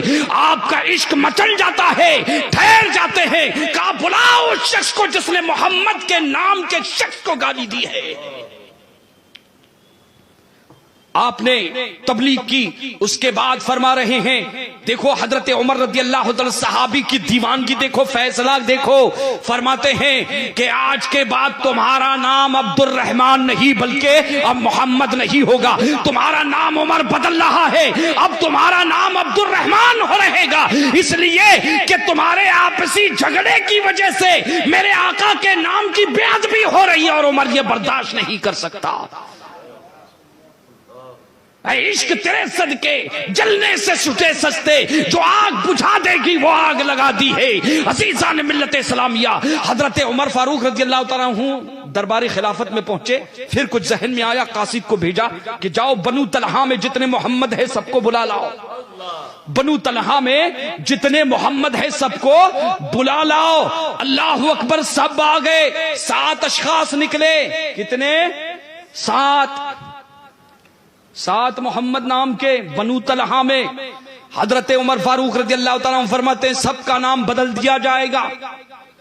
سب کا نام کا آج کے بعد تم میں سے کسی کا نام محمد نہیں رہے گا، اس لیے کہ تمہارے آپسی جھگڑوں کی وجہ سے نام محمد کی بے ادبی ہو رہی ہے. عزیزان ملت اسلامیہ ہمارے بزرگوں نے کبھی بے وضو ہو کر نام محمد نہیں لیا ہے، نام محمد اپنی زبان پر نہیں لایا ہے. اللہ اکبر. کہتے ہیں بنو طلحہ قبیلے کا جو سردار تو کھڑا ہو گیا، کہا امیر المومنین ٹھیک ہے، اگر آپ فیصلہ فرما رہے ہیں کہ کسی کا نام محمد نہیں رہے گا تو ہم سب اپنا نام بدلنے کے لیے تیار ہے، لیکن کچھ عرض کرنا ہے. کہا کیا؟ کہا جو میرا نام محمد ہے ذرا پوچھیں گے نہیں یہ نام کس نے رکھا ہے؟ کہا کس نے رکھا ہے؟ کہا اللہ کے نبی نے میرا نام محمد رکھا ہے. حضرت عمر رضی اللہ تعالیٰ عنہ سر جھکا لیتے ہیں اور ارشاد فرماتے ہیں جب میرے آقا نے تیرا نام محمد رکھا ہے تو اب عمر کی طاقت نہیں ہے کہ تیرا نام بدل دے، تیرا نام محمد ہی رہے گا. اللہ اکبر. عزیزان ملت اسلامیہ اسی عشق مصطفیٰ کی وجہ سے، اسی قلبی لگاؤ کی وجہ سے صحابہ کرام کو ایمان لانے کے لیے کسوٹی قرار دیا گیا. کیا قرار دیا گیا؟ یہ حضرت ابو بکر صدیق رضی اللہ تعالیٰ عنہ ہیں، ان کا دور خلافت ہے. مدینے میں ایک محلے سے گزر رہے تھے، چلتے چلتے صحابہ، ان کے اصحاب بھی پیچھے، صحابہ بھی ہیں. چلتے چلتے کہیں تشریف لے جا رہے تھے کہ اچانک رک گئے اور وہاں ایک پیڑ نظر آیا، راستہ یہی تھا. حضرت ابوبکر صدیق راستہ پلٹتے اور وہاں چلے جاتے کہ ادھر سے آؤ. اور وہ درخت آیا، بہت لمبا درخت تھا. مورخین لکھتے ہیں مدینے میں سب سے اونچا درخت تھا وہ. مدینے میں سب سے، جب اس درخت کے پاس گئے تو حضرت ابوبکر صدیق اس درخت کے نیچے جھکتے ہیں اور جھک کے چلنے لگتے ہیں. صحابہ نے دیکھا کہ کچھ بات سمجھ بھی نہیں رہا، معاملہ سمجھ بھی نہیں آ رہا کہ راستہ تو ہمارا سیدھا سادہ وہ تھا، حضرت ابوبکر راستہ جو ہے چھوڑ کر ادھر سے آ رہے ہیں اور اس درخت کے نیچے سے وہ بھی جھک کے چل رہے ہیں، معاملہ کیا ہے؟ پوچھا امیر المومنین آپ کا ہم نے انداز محبت یہ اس سے پہلے کبھی نہیں دیکھا، آخر معاملہ کیا ہے؟ کہا مجھے بھی نہیں خبر، کا اتنا معلوم ہے کہ یہ مدینے کا درخت، اس کا جو مالک تھا اللہ کے نبی کی بارگاہ میں ایک مرتبہ آ کر شکایت کرتا ہے، یا رسول اللہ درخت لگایا ہے لیکن بڑھنے کا نام نہیں لے رہا ہے. میں اس وقت نبی کے ساتھ تھا. اللہ کے نبی کھڑے ہو جاتے ہیں اور اس درخت کے نیچے سے جھک کر چل جاتے ہیں، اس درخت کے نیچے سے جھک کر چلے جاتے ہیں. فرماتے ہیں وہ دن تھا اور آج کا دن ہے، مدینے میں اس سے اونچا کوئی درخت نہیں ہے، لمبا کوئی درخت نہیں ہے. کہتے ہیں مجھے نہیں خبر کہ حضور جھک کے کیوں چلے تھے، لیکن حضرت ابوبکر فرماتے ہیں اس راستے سے جب بھی میرا گزر ہوتا ہے میں اپنے محبوب کی اسی ادا کو ادا کرنے کے لیے، نقشے پا پر چلنے کے لیے اس درخت کے نیچے سے گزرتا ہوں. ایسے نہیں معاملہ ہے. حضور کے صحابہ، یہ حضرت عمر فاروق رضی اللہ تعالیٰ عنہ، ذرا جھلک میں صرف تفصیل میں نہیں جاؤں گا، کئی صحابہ کرام کے حوالے سے چیدہ جو ہے میں مقام صحابیت آج آپ کو سمجھا رہا ہوں. حضرت عمر فاروق رضی اللہ تعالیٰ عنہ بیٹھے میں دور خلافت ہے، یمن کا کسی کو آپ نے قاضی مقرر کر دیا، یمن کا آپ نے کسی کو قاضی مقرر کر دیا، پروانہ لکھا گیا، قاضی سامنے بیٹھے میں، پورے ملک یمن کا چیف جسٹس، یہ ہندوستان میں جیسے جو ہے چور ہوتے نا بابا، ابھی گئی نا مسجد کا معاملہ آپ نے دیکھا، ادھر کا ادھر کر دیا، راتوں رات بک گئے، راتوں رات بک گئے. حضرت عمر فاروق نے پورے ملک یمن کا چیف جسٹس جج مقرر کر دیا، پروانہ بھی لکھ دیا گیا. حضرت عمر بہت احتیاط فرماتے تھے کسی کو قاضی اور عہدہ دینے کے لیے. مقرر کیا آپ نے. اتنے میں حضرت عمر فاروق رضی اللہ تعالیٰ عنہ کے گھر سے آپ کے خاندان کے، آپ کے اہل و عیال کے کچھ چھوٹے چھوٹے بچے حضرت عمر کے گود میں آ کے بیٹھ جاتے. کوئی داڑھی میں ہاتھ ڈالنے لگتا ہے، حضرت عمر کے گود میں بیٹھ کے داڑھی مبارک سے حضرت امیر المومنین عمر فاروق رضی اللہ تعالیٰ عنہ کے داڑھی مبارک میں ہاتھ ڈال کر، تو یہ دیکھ کر وہ جو سامنے جنہیں یمن کا قاضی بنایا گیا ہے دیکھ کے حیران ہو جاتے ہیں. تو پوچھتے ہیں امیر المومنین کا کیا بات ہے؟ کہا یہ بچے، کہا نہیں یہ بچے ہیں، خاندان کے بچے ہیں. کا معاملہ سمجھ میں نہیں آیا آپ کا. صحابی تھے نا، کھل کے بات کرتے تھے، صحابیوں کا یہ مزاج تھا. اور اہل بیت کا وہ تقیہ بازی نہیں کرتے تھے، وہ پیٹ پیچھے کاڑی نہیں کرتے تھے، اس کو بھیج نہیں اس کو بھیج، یہ کر نہیں وہ کر نہیں. بات ہوگی تو کھل کے بات ہوگی. حضرت عمر فاروق رضی اللہ تعالیٰ عنہ سے عرض کیا کہ حضور امیر المومنین ایک آپ ہیں، آپ کا کوئی دبدبہ نظر نہیں آ رہا ہے بچوں پر. ایک میں ہوں کہ میں جب اپنے گھر میں پہنچتا ہوں، میرے بیوی اور میرے بچے جب باہر سے میرے کھنکارنے کی آواز سن لیتے ہیں کانپ جاتے ہیں. بچے کہتے ہیں کہ ابو جان آ گئے. کوئی گھر کے اس کونے میں چھپ جاتا ہے، کوئی اس کونے میں چھپ جاتا ہے، کوئی یہاں چھپتا ہے، کوئی ماں کے آنچل میں چھپ جاتا ہے. میرا وہ دبدبہ ہے. لیکن آج آپ امیر المؤمنین ہیں، پورے دنیا اسلام کے فرما روا ہے، اور یہ بچے چھوٹے چھوٹے آپ کی گود میں آپ کی داڑھی مبارک میں انگلی کر رہے ہیں. حضرت عمر فاروق رضی اللہ تعالیٰ عنہ نے اسے تاڑ کر دیکھا. تاڑ کے دیکھنے کے بعد فرمایا کیا تم اپنے بچوں کی بات کر رہے ہو؟ کہا ہاں اب تاریخ کا ایک بڑا زبردست فیصلہ آپ ملاحظہ فرمائے. حضرت عمر فاروق رضی اللہ تعالیٰ عنہ نے جو پروانہ قاضی کا جو انہیں جج بنایا تھا, جو سرٹیفکیٹ مہر لگا کر تیار کر دیا تھا, اسے لے لیا اور اسے پھاڑ دیا اور ارشاد فرمایا کہ جا بکریاں چرا, تو بکریاں جا کر چرا, تو جج بننے کے اور قاضی بننے کے لائق نہیں ہے. یہ خلافت ہے, یہ نبی کے صحابہ ہے. کہ حضور کیا بات ہے. آپ ارشاد فرماتے ہیں کہ جو آدمی اپنے گھر کے بچوں پر شفقت نہیں کر رہا ہے اور بچوں سے بیوی سے پیار سے پیش نہیں آ رہا ہے, وہ امت محمدیہ کی پاسبانی کیا کرے گا, وہ فیصلے کیسا کرے گا.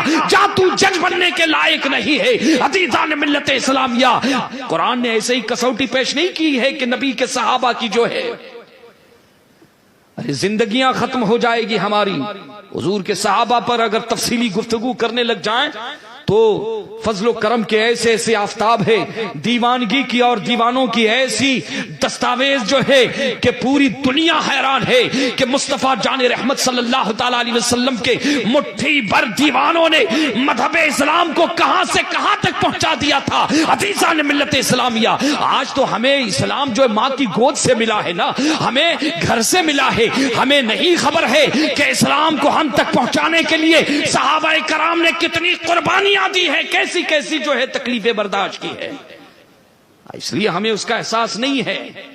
جن صحابہ کے صدقے, اب دیکھیں حضرت ابو ہریرہ کو دیکھیں, حضور ایک مرتبہ تشریف لا رہے ہیں, میں صرف جو ہے آپ سنتے چلیں.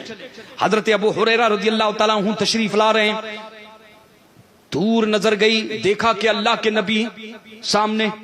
صحابہ کرام کے یہاں پر ایک سب سے بڑا جو جرم مانا جاتا تھا وہ بارگاہ رسول سے غیر حاضری کا جرم تھا.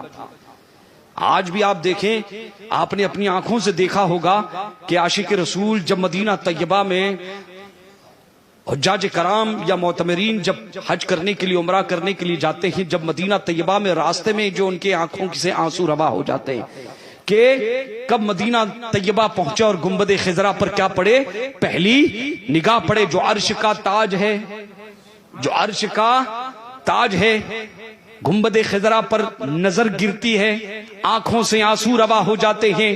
سرکار کی حاضری کے لیے پورے دنیا کے مسلمان بے قرار اور بے چین.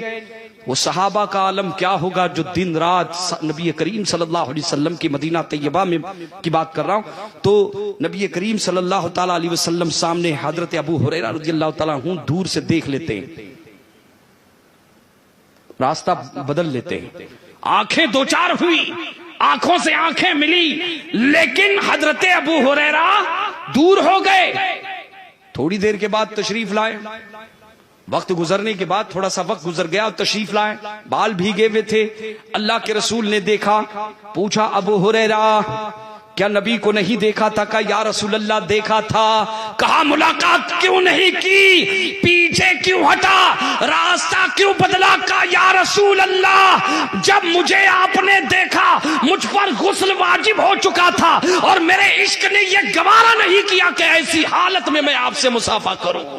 اے عشق تیرے صدقے جلنے سے چھٹے سستے, جو آگ بجھا دے گی وہ آگ لگا دی ہے. عزیزان ملت اسلامیہ, صحابہ کرام کے خدمات ایک طرف, لیکن صحابہ کرام کو جو امتیاز ملا ہے پوری امت مسلمہ حضرت آدم سے لے کے اب تک, وہ عشق مصطفیٰ اور تعظیم.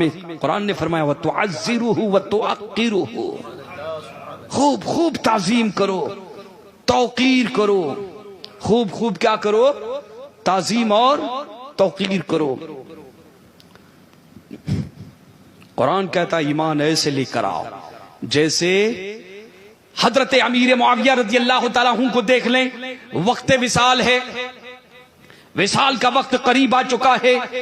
آپ وصیت فرماتے ہیں, اہل خانہ کو طلب کرتے ہیں. کچھ لوگ جو قریب آتے ہیں اور وصیت فرماتے ہیں کہ میرے پاس میں نے نبی کریم صلی اللہ علیہ وسلم کے مبارک ناخن کہیں پر رکھے ہوئے ہیں, حضور کا پیراہن مبارک ہے، تہبند شریف ہے، حضور کا قمیص مبارک ہے، اور حضور کے منہ مبارک بھی ہیں، آنکھوں سے آنسو روا ہوتے ہیں، اور ارشاد فرماتے ہیں کہ اے کاش یہ اختلافات اور یہ جو لڑائیاں ہوئی میں ان میں شریک نہ ہوتا، اے کاش میں قریش کا ایک معمولی دیہاتی ہوتا۔ سنو، جب میرا انتقال ہو جائے تو میرے کفن میں نبی کریم صلی اللہ تعالی علیہ وسلم کے ناخن مبارک کہتے ہیں میرے ہونٹوں پر، میرے آنکھوں پر رکھ دینا، اور حضور کے منہ مبارک کو بھی ایسے ہی رکھ دینا۔ حضور کے قمیص، حضور کا پیرن مبارک اور حضور کی تہبند شریف کا مجھے کفن دیا جائے، اسی میں مجھے کفنایا جائے۔ عزیزان ملت اسلامیہ، نبی کریم صلی اللہ تعالی علیہ وسلم کے یہ وہ صحابی ہیں، محبت کا انداز تو دیکھے، جب آخری وقت آ رہا ہے تو مونس سفر اگر کسی کو بنایا جا رہا ہے تو تبرکات مصطفیٰ کو بنایا جا رہا ہے۔ آپ بتاؤ، کیا اللہ نے کہیں قرآن میں فرمایا ہے کہ اے نبی کے صحابہ جب تمہارے انتقال کا وقت آئے حضور کے تبرکات اگر تمہارے پاس ہو تو اپنے قبر میں لے کر جانا؟ یہ کس نے سکھایا؟ یہ صحابہ کرام رضی اللہ تعالیٰ عنہ کو اگر کسی نے سکھایا ہے تو عشق مصطفیٰ نے سکھایا ہے۔ عشق مصطفیٰ غیور ہوتا ہے، وہ اپنے فیصلے لینے میں کسی کا محتاج نہیں ہوتا۔ حضرت امیر معاویہ کی محبت دیکھیں، اور یہ کون امیر معاویہ، ذرا یہ بھی دیکھیں۔ حضور اپنے گھر میں تشریف لائیں، ام حبیبہ، حضرت ام حبیبہ جو مسلمانوں کی ماں ہے، حضور کی ازواج مطہرات میں سے ہیں، حضرت امیر معاویہ رضی اللہ تعالیٰ عنہ کی سگی بہن ہیں۔ 1400 سال پہلے کے اختلافات کو کوریدنے جا رہے ہیں کہ نہیں وہ فتح مکہ سے پہلے ایمان لائے، وہ فتح مکہ کے بعد لے کر ایمان ہے، یہ تو نظر آ رہا ہے۔ لیکن ظالموں، کیا تمہیں یہ نظر نہیں آ رہا ہے کہ جنہوں نے کلمہ پڑھ لیا اللہ کے رسول نے انہیں معاف فرما دیا؟ جب آقا نے معاف فرما دیا تو تم محاسبہ کرنے والے کون ہو؟ اپنے گھر کی خبر لو، صحابہ کی عظمتوں پر حملہ کرنے والوں اپنے گھر کی خبر لو۔ اللہ کے رسول ارشاد فرماتے ہیں اللہ اللہ اصحابی، خبردار میرے صحابہ کے بارے میں کبھی کوئی غلط بات مت کرنا۔ حضور فرماتے ہیں ہم قرآن سے پوچھیں گے، اور یہ جو ان کا الزام ہے کہ اہل بیت اور صحابہ میں اختلافات تھے، جھگڑے تھے، عزیزان ملت اسلامیہ پوری طاقت اس وقت جو ہے اس نقطے کو پھیلانے کے لیے، اس خباثت کو پھیلانے کے لیے رافضی اور نیم رافضی بعض خانقاہوں کو بھی ہائی لائٹ کر لیا گیا ہے، بعض سیدوں کو بھی۔ ان کا مطالعہ تو ہے نہیں بابا، پڑھنا لکھنا تو آتا نہیں۔ میں نے اپنے بزرگوں سے سنا کہ جنہوں نے بھی اعلیٰ حضرت پر حملہ کیا ہے، ہندوستان کی تمام خانقاہیں جو اہل حق ہیں وہ تمام خانقاہیں ہمارے سروں پر ہیں، ان خانقاہوں کے بزرگوں کو ہم سلام پیش کرتے ہیں، لیکن یہ حقیقت بھی اپنی جگہ مسلم ہے۔ میں نے اپنے بزرگوں سے سنا ہے، اپنے مشائخ سے سنا ہے کہ جس نے بھی اعلیٰ حضرت سے دشمنی کی ہے اللہ نے اس خانقاہ سے علم کو اٹھا دیا ہے، اس علم کو اٹھا دیا اس خانقاہ سے۔ اور آج ہم دیکھ رہے ہیں مومیاں مٹھو 2-4 سال مدرسوں میں پڑھ کے، 2-4 سال کا جو ایک کورس کر کے کوئی عالم نہیں بن جاتا، کوئی عالم نہیں بن جاتا۔ اور یاد رکھیں کنعان بھی نبی کا بیٹا تھا، لیکن قرآن نے کہا یا نوح اے نوح انہو لیس من اہلکا، اے نوح تجھ پر ایمان نہیں لایا، عقیدہ توحید کا اقرار نہیں کیا، اب تیرا بیٹا نہیں۔ پہلے ایمان ہے اور اس کے بعد اولاد ہے۔ جو گھر والے تھے وہ باہر والے ہو گئے۔ حضور کی زندگی کو اٹھا کر دیکھ لے، ابو لہب اور ابو لہب کی بیوی گھر والے ہیں، نبی کا انکار کیا، نبی کی رسالت اللہ کی وحدانیت کا اقرار نہیں کیا، گھر والے تھے۔ اللہ نے قرآن میں آیتیں اتار دی، تبت یدا ابی لہب و تب، اے محبوب رشتہ نہیں، رشتہ یہ تو گھر والے باہر والے ہو گئے۔ کچھ لوگ کہتے نا نہیں بابا وہ سید ہے، نہیں ڈر لگتا ہے بولنے کے لیے، ارے کیا ڈر لگتا ہے؟ ایک چیز ہمیشہ دھیان میں رکھنا، قرآن مجید اصل الاصول ہے ہمارے لیے، شریعت مطہرہ سے بڑھ کر کوئی نہیں ہے، شریعت مطہرہ سے بڑھ کر کوئی نہیں ہے۔ غوث ہو، قطب ہو، خواجہ ہو، ابدال ہو، اپنے وقت کا قلندر ہو، اپنے وقت کا اوتاد ہو، شریعت کے سامنے سب کے سب سلنڈر ہے۔ اگر شریعت کے اصول کو اگر کوئی توڑنے جائے گا تو شریعت کی تلوار دو دھاری تلوار ہے، اسے چیرتی ہوئی نکل جائے گی۔ نسب وہ نسب ہے، نسب وہ نسب ہے جس نسب میں شریعت کی قرآن کی پابندی ہو، اور جو نسب شریعت سے ٹکرا گیا، شریعت سے ٹکرا گیا تو وہ نسب کسی کام کا۔ اور پھر ایک اعلیٰ حضرت نے لکھا بھی ہے کہ دنیا میں سید ہونا الگ ہے اور اللہ کے علم میں سید ہونا الگ ہے۔ دنیا میں سید ہونا، سادات کرام اعلیٰ حضرت لکھتے ہیں کہ یہ ہے کہ وہ کفر کی پلیدی پر نہیں مریں گے، اللہ انہیں توبہ کی توفیق ضرور دے گا، لیکن اگر وہ سچے سید، اللہ کے علم میں سید ہونا الگ ہے۔ لوگوں کی نظروں میں آج کل تو بہت جمعراتی خیراتی بہت بھیڑ لگی ہوئی ہے، سیدوں کی بھی کمی نہیں ہے، لیکن اللہ کے علم میں جو سید ہوگا، سادات کرام کی یہ پہچان بتائی گئے ہے۔ علماء تحریر فرماتے ہیں کہ جو سید ہوگا وہ نبی کے صحابہ پر کبھی حملہ نہیں کرے گا، کبھی حملہ نہیں کرے گا، نبی کے صحابہ کی توہین نہیں کرے گا، اور کبھی توہین کر رہا ہے خاموش رہے گا، خاموش رہے گا۔ لیکن سادات کی پہچان بتائی گئی ہے کہ پلٹ کر جو ہے وار کرے گا، جواب دے گا۔ حضور کے خون کی جو ہے برکت ہے، خاندان کی کیا ہے؟ برکت ہے۔ تو اب دیکھیں کہ قرآن نے جو ہے کسوٹی پیش کی۔ درود پاک پڑھ لیجیے، اللہم صلی علی سیدنا محمد وعلی آل سیدنا محمد وبارک صلاۃ و سلام علیک یا حبیبی یا سیدی یا رسول اللہ علیہ الصلاۃ والسلام۔ اللہ کا قرآن ارشاد فرماتا ہے وَلَا تَفَرَّقُوا وَاعْتَصِمُوا بِحَبْلِ اللَّهِ جَمِيعًا۔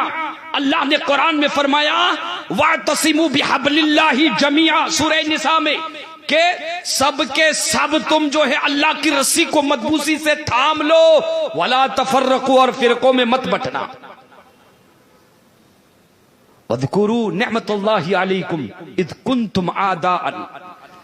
کہتے ہیں حضور کے صحابہ سے بیان کیا جا رہا ہے، اللہ حضور کے صحابہ سے مخاطب ہے کہ نبی کے صحابہ یاد کرو کہ جب تم آپس میں دشمن تھے، عزیزان ملت اسلامیہ، میرے آقا کے مکہ شریف میں رونما ہونے سے پہلے، تشریف لانے سے پہلے، مکہ شریف کی عرب شریف کی تاریخ کو آپ اٹھا کر دیکھ رہے کہ ظلم اور ستم کا بازار گرم تھا۔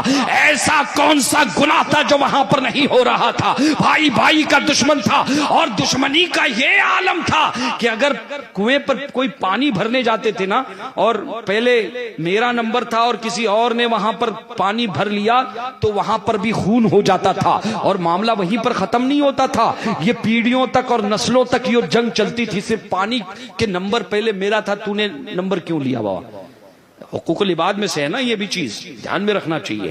لیکن یہ حضور کے تشریف لانے سے پہلے یہاں تک جو ہے معاملہ تھا کہ قبیلے قبیلے کا دشمن بنا ہوا تھا، اور اس دشمنی کو نبھانے کے لیے برسہ برس تک خون کی ندیاں بہائی جا رہی تھی، چھوٹی چھوٹی بات پر تلواریں نکالی جاتی تھی۔ یہ مصطفیٰ جان رحمت صلی اللہ علیہ وسلم کی رحمت ہے کہ میرا جب مدینے میں، میرا جب نبی مکے میں جلوہ بار ہوتا ہے، اللہ اکبر، کائنات بدل جاتی ہے، عرب شریف کا نظام بدل جاتا ہے، محبتوں کی فضائیں چلنے لگتی ہے، پیار برسنے لگتا ہے۔ حضور نے دلوں کو دلوں سے جوڑنا شروع کر دیا، دلوں کو دلوں سے، قرآن میں کہا جا رہا ہے اذکروا، یاد کرو ایک دوسرے کے، کنتم اعداء، ایک دوسرے کے دشمن تھو۔ اب آیت کریمہ اللہ فرماتا ہے فَأَلَّفَ بَيْنَ قُلُوبِكُمْ، اب صحابہ کرام سے خطاب ہے کہ نبی کے صحابہ، اللہ نے تمہارے دلوں کو ملا دیا۔ اب نقطے پر آ رہا ہوں. ارے نجدیوں اور رافضیوں، نیم رافضیوں، ابو بکر اور حضرت عمر پر، معاویہ پر حملہ کرنے والے ناہنجاروں سنو. اللہ کا قرآن کہتا ہے کہ نبی کے صحابہ، اللہ فرماتا ہے فَأَلَّفَ بَيْنَ قُلُوبِكُمْ، میں نے تمہارے دلوں کو ملا دیا ہے، ایک دوسرے کی محبت ڈال دی. یہ قرآن کا فیصلہ ہے. اب مسلمانوں بتاؤ، قرآن کی مانو گے یا نبی کے صحابہ کے دشمنوں کی مانو گے؟ قرآن کہتا ہے الف بین قلوبکم فاصبحتم بنعمتہ اخوانا، اور کہتے ہیں کہ اللہ فرماتا ہے میں نے تمہارے دلوں میں ایک دوسرے کی محبت ڈال دی ہے. اب بتاؤ اللہ کا قرآن سچا ہے یا 14ویں صدی کا نیم رافضی اور رافضی سچا ہے؟ کس پر ایمان لے آؤ گے؟ کیا تاریخ کے کتابوں پر، چوپڑوں پر؟ کہ نہیں، تاریخ طبری میں ایسا لکھا ہے، اور یہ موٹی موٹی کتابیں دکھا کر جو ہے بیوقوف بناتے ہو. ارے میاں، یہ تمہارا ظاہری میجک کسی اور کو بتانا. ہم نے مصطفیٰ کا کلمہ پڑھا ہے، عقیدہ قرآن سے ملتا ہے، تاریخ کی کتابوں سے نہیں ملتا ہے. یہ تاریخیں تو بعد میں لکھی گئی ہے. ان تاریخوں کے لکھنے والے شیعہ ہیں، رافضی ہیں، نیم رافضی ہیں، اور بعض وہ سنی بھی ہیں جنہوں نے روایتوں کی تحقیق نہیں کی اور اپنی کتابوں میں ان روایتوں کو لے لیا ہے. انہوں نے نبی کے صحابہ کو بدنام کرنے کے لیے، اسلام کی اینٹ کو اینٹ سے ہلانے کے لیے ان روایتوں کو گھڑا ہے. اور ایک اصول میرے بھائیوں یاد رکھنا کہ عقیدہ قرآن سے ملتا ہے. جب قرآن کہہ رہا ہے، اللہ فرماتا ہے کہ نبی کے صحابہ میں نے تمہارے دلوں میں ایک دوسرے کی محبت ڈال دی، تو قرآن سچا یا ابن خلدون سچا؟ کس کی سنیں گے؟ فَأَصْبَحْتُمْ بِنِعْمَتِهِ اخوانا. یہی نہیں، اللہ فرماتا ہے کہ جب تمہارے دلوں میں میں نے ایک دوسرے کی محبت ڈال دی، کہتے تم بھائی بھائی ہو گئے. عزیزان ملت اسلامیہ، آپ کو ماننا پڑے گا وَمَنْ أَحْسَنُ مِنَ اللَّهِ قِيلًا، اللہ سے بہتر، اللہ سے بڑھ کر کوئی سچی بات کرنے والا نہیں ہے. جب قرآن کہہ رہا ہے، گواہی دے رہا ہے کہ نبی کے صحابہ کے دلوں میں محبت ڈالنے والا میں، اور یہ کہتے کہ نہیں ان میں جھگڑے تھے، تو بیوقوف بنا رہے ہیں کہ نہیں بنا رہے ہیں؟ ارے بھائی قرآن کی آیتیں اٹھا کر دیکھ لو. عزیزان ملت اسلامیہ، یہی نہیں آئے اللہ کا قرآن نبی کی عظمتوں کا خطبہ بیان کرتے ہوئے، صحابہ کرام تو قرآن کا عنوان ہے، قرآن کا موضوع ہے. اللہ کا قرآن فرماتا ہے اے قرآن تو بتا، کیا نبی کے صحابہ میں، اہل بیت میں، امام حسن میں، امام حسین میں اور حضرت امیر معاویہ میں، حضرت علی میں کیا دشمنی تھی، نفرتیں تھی، بغض تھا، عداوت تھی؟ اللہ کا قرآن ارشاد فرماتا ہے محمد الرسول اللہ، محمد اللہ کے رسول ہے. والذین معہ، اور جو حضور کے صحابی ہیں، اشداء علی الکفار، تعریف بیان کیے کہ وہ دشمن رسول پر بہت سخت. نہیں، نرمی سے کام لینا چاہیے، سمجھانا چاہیے. اور اعلیٰ حضرت کیا فرماتے ہیں؟ دشمن احمد پہ شدت کیجئے، ملحدوں کی کیا مروت کیجئے، اور غیظ میں جل جائیں بے دلوں کے دل، یا رسول اللہ کی کثرت کیجئے. اللہ کا قرآن صحابہ کی تعریف بیان کر رہا ہے کہ میرے نبی کے صحابہ نے خدا تعریف کر رہا ہے، اور قرآن کا عنوان ہے، قرآن کا ٹاپک ہے، قرآن نے اسے اپنے اندر سمو لیا ہے. اللہ گواہی دے رہا ہے محمد الرسول اللہ، میرا محبوب میرا رسول ہے. والذین معہ، اور جو میرے نبی کے صحابہ ہیں، کہتے ہیں اشداء علی الکفار، منکرین ختم نبوت پر، کافروں پر، مشرکوں پر بہت سخت ہے. ایک جھلک دکھاؤں؟ حضرت عمر فاروق رضی اللہ تعالیٰ عنہ کھانا کھانے بیٹھے تھے، دروازے پر کسی نے دستک دی، کہا بھوکا ہوں کوئی کھلائے گا؟ کہا اندر بلاؤ. بیٹھے، اپنے ساتھ امیر المومنین نے اپنے ساتھ اس فقیر کو جو اللہ کے نام پر اپنے بھوک کا معاملہ پیش کرتا، اپنے ساتھ بٹھا کر بیٹھو اور کھاؤ. کھانا کھانا شروع کر دیا. بظاہر حضور کا کلمہ پڑھتا تھا، لیکن اندر سے نفاق تھا. کوئی بدعقیدگی کی بات اس نے کی حضرت عمر فاروق رضی اللہ تعالیٰ عنہ جلال میں آتے ہیں، پلیٹ اٹھاتے ہیں اور پلیٹ کھینچ لیتے ہیں اور اسے گھر سے باہر نکال دیا جاتا ہے۔ عزیزان ملت اسلامیہ، آپ فرماتے ہیں گھر میں بلایا تھا، نسبت مصطفیٰ کی وجہ سے بلایا تھا، تیری زبان سے جب اللہ کے رسول کی شان میں بے ادبی یا اسلام کے خلاف کہتے ہیں، عمر کے دسترخوان پہ ایسے شخص کو جگہ نہیں ہے۔ کہتے نہیں، آنے دو، مسجد میں آنے دو، کائے کو روکتے؟ بھائی ایک بات بتاؤ، مسجد افضل ہے یا جنت افضل ہے؟ بھائی ہماری دنیا کی آپ کوئی مسجد جو ہے جنت افضل ہے، یا آپ کہیں گے نا بھائی جنت افضل ہے نا؟ لیکن حضور جس مقدس جگہ پر آرام فرما رہے ہیں وہ مٹی جنت سے بھی افضل ہے، وہ مٹی جنت سے بھی افضل ہے۔ اللہ اکبر۔ عزیزان ملت اسلامیہ، یہ دیکھیں حضرت عمر فاروق رضی اللہ تعالیٰ عنہ نے فیصلہ فرمایا، باہر جو نبی کا ہوگا وہ گھر کے اندر۔ ابلیس کو اللہ نے فرمایا اخرج فإنک رجیم، جنت سے نکل جا، تیرا یہاں کوئی ٹھکانہ نہیں، تو نبی کا گستاخ ہے۔ بھائی جب نبی کا گستاخ جنت سے نکالا جا سکتا ہے تو ہمارے دلوں سے، گھروں سے اور مسجدوں سے کیوں نہیں نکالا جا سکتا؟ سوچنے کی بات ہے۔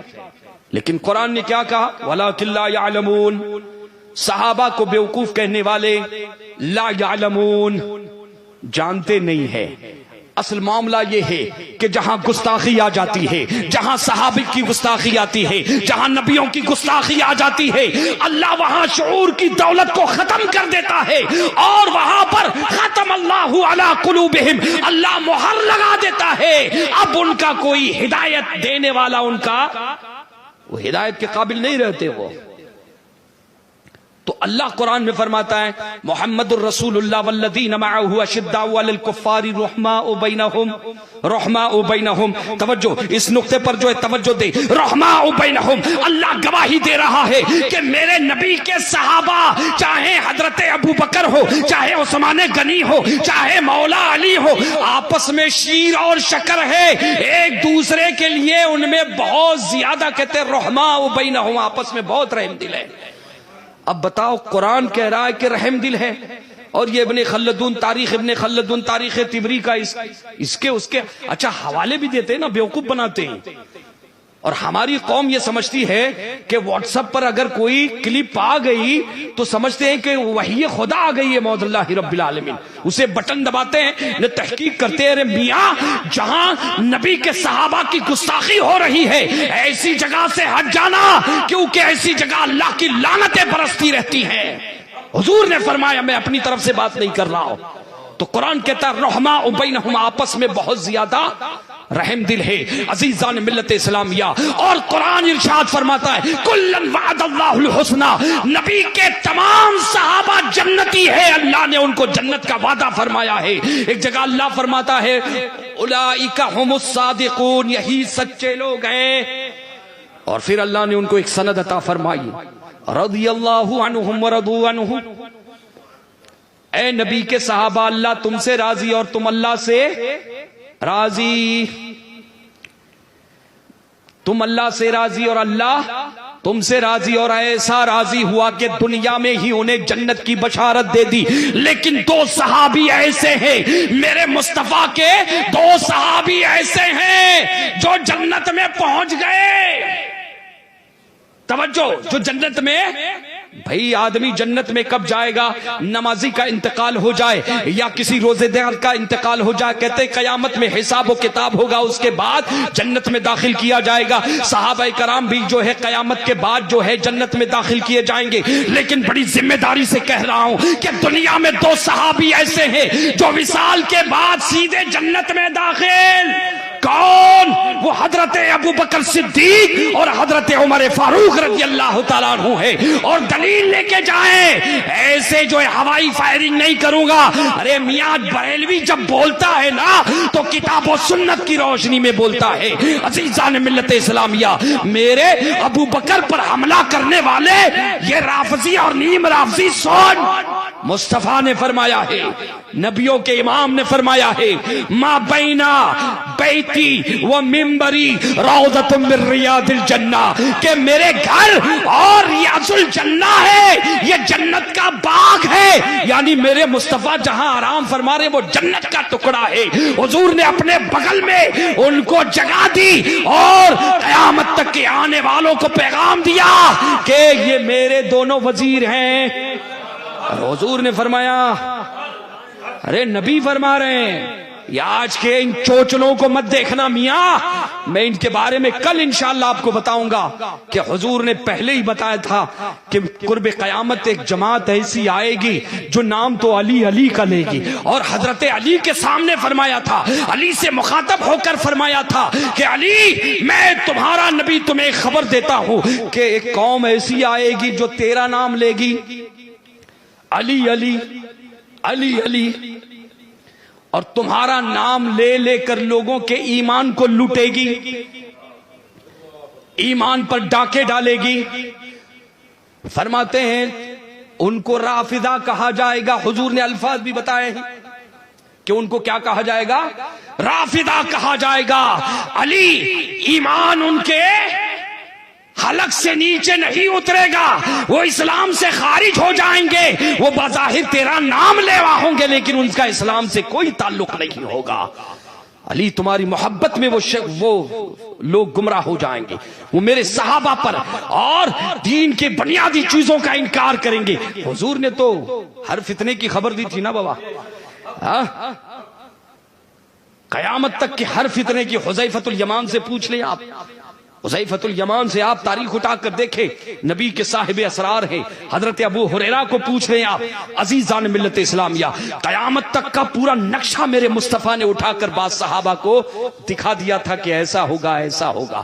ہمارا تو ایمان اور پختہ ہو جاتا ہے کہ حضور نے 1400 سال پہلے فرمایا تھا کہ کچھ لوگ علی علی کا نام اپنی بدعقیدگی کو پھیلانے کے لیے علی کے نام پر صحابہ اور اہل بیت کو لڑائیں گے، استعمال کریں گے، ان کا مقصد کچھ اور نہیں بلکہ اسلام کی بیخینی کرنا ہوگا، اسلام کو نقصان پہنچانا ہوگا۔ آقا فرماتے ہیں علی وہ صاحب ایمان نہیں ہوں گے، ان کو رافضہ کہا جائے گا۔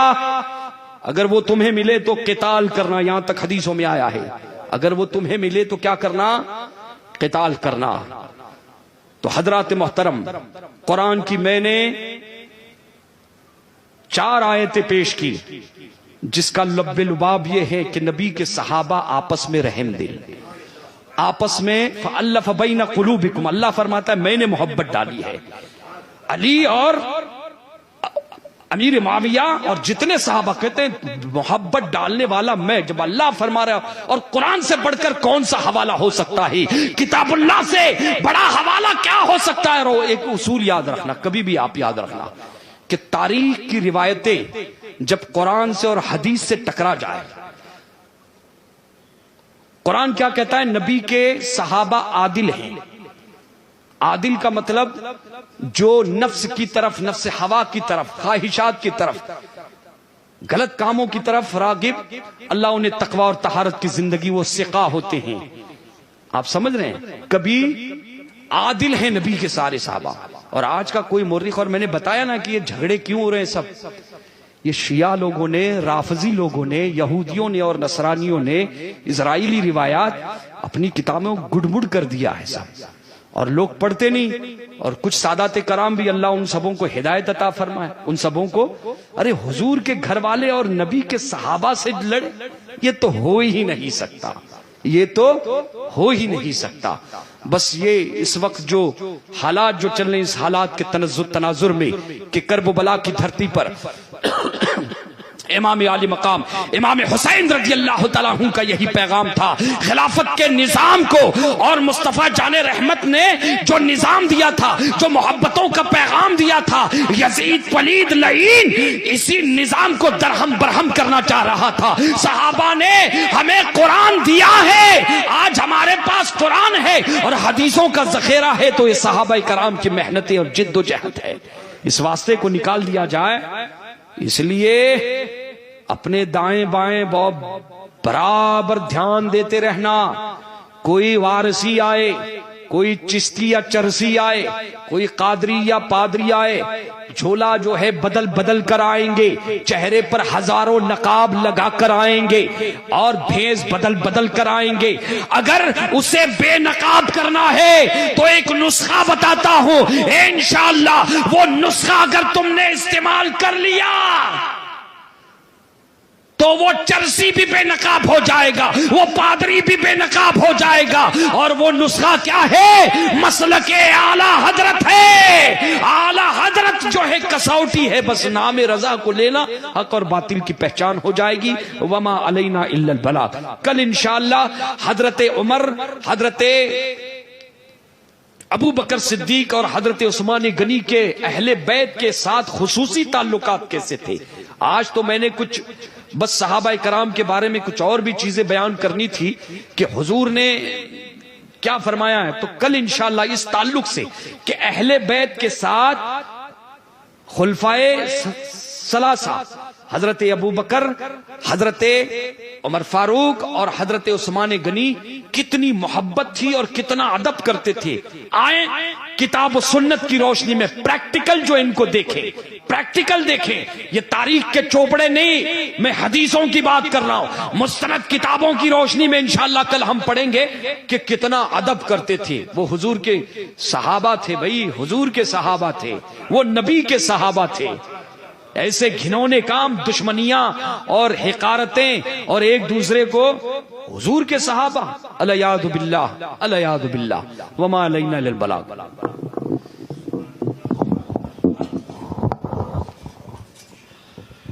مصطفیٰ جان رحمت پہ لاکھوں سلام، شمع بز میں ہدایت پہ لاکھوں سلام. ہم غریبوں کے آقا پہ بے حد درود، ہم غریبوں کے آقا پہ بے حد درود. ہم فقیروں کی سرور پہ لاکھوں سلام. وہ ابو بکر فاروق عثمان علی چار خلافت پہ لاکھوں سلام. جانی سارا نے بدروں پر درود، حق گزاران بیعت پہ لاکھوں سلام. ان کے مولا کے ان پر کروڑوں درود، ان کے مولا پر کروڑوں درود. ان کے اصحاب عطرت پہ لاکھوں سلام. غوث و خواجہ رضا حمید و مصطفیٰ، غوث و خواجہ رضا حمید و مصطفیٰ. پنج گنجے ولایت پہ لاکھوں سلام. جانشین رضا شاہ اختر رضا، فخر اہل سنن شاہ اختر رضا. ان کا سایہ سروں پر رہے دائما، ان کا سایہ سروں پر رہے دائما. ان کی نورانی تربت پہ لاکھوں سلام. لاش محشر میں جب ان کی آمد ہو، بھیجے سب ان کی شوقت پہ لاکھوں سلام. مجھ سے خدمات کے قدسی کہے رضا، مجھ سے خدمات کہے رضا. مصطفیٰ جان رحمت پہ لاکھوں शम्श बज़ में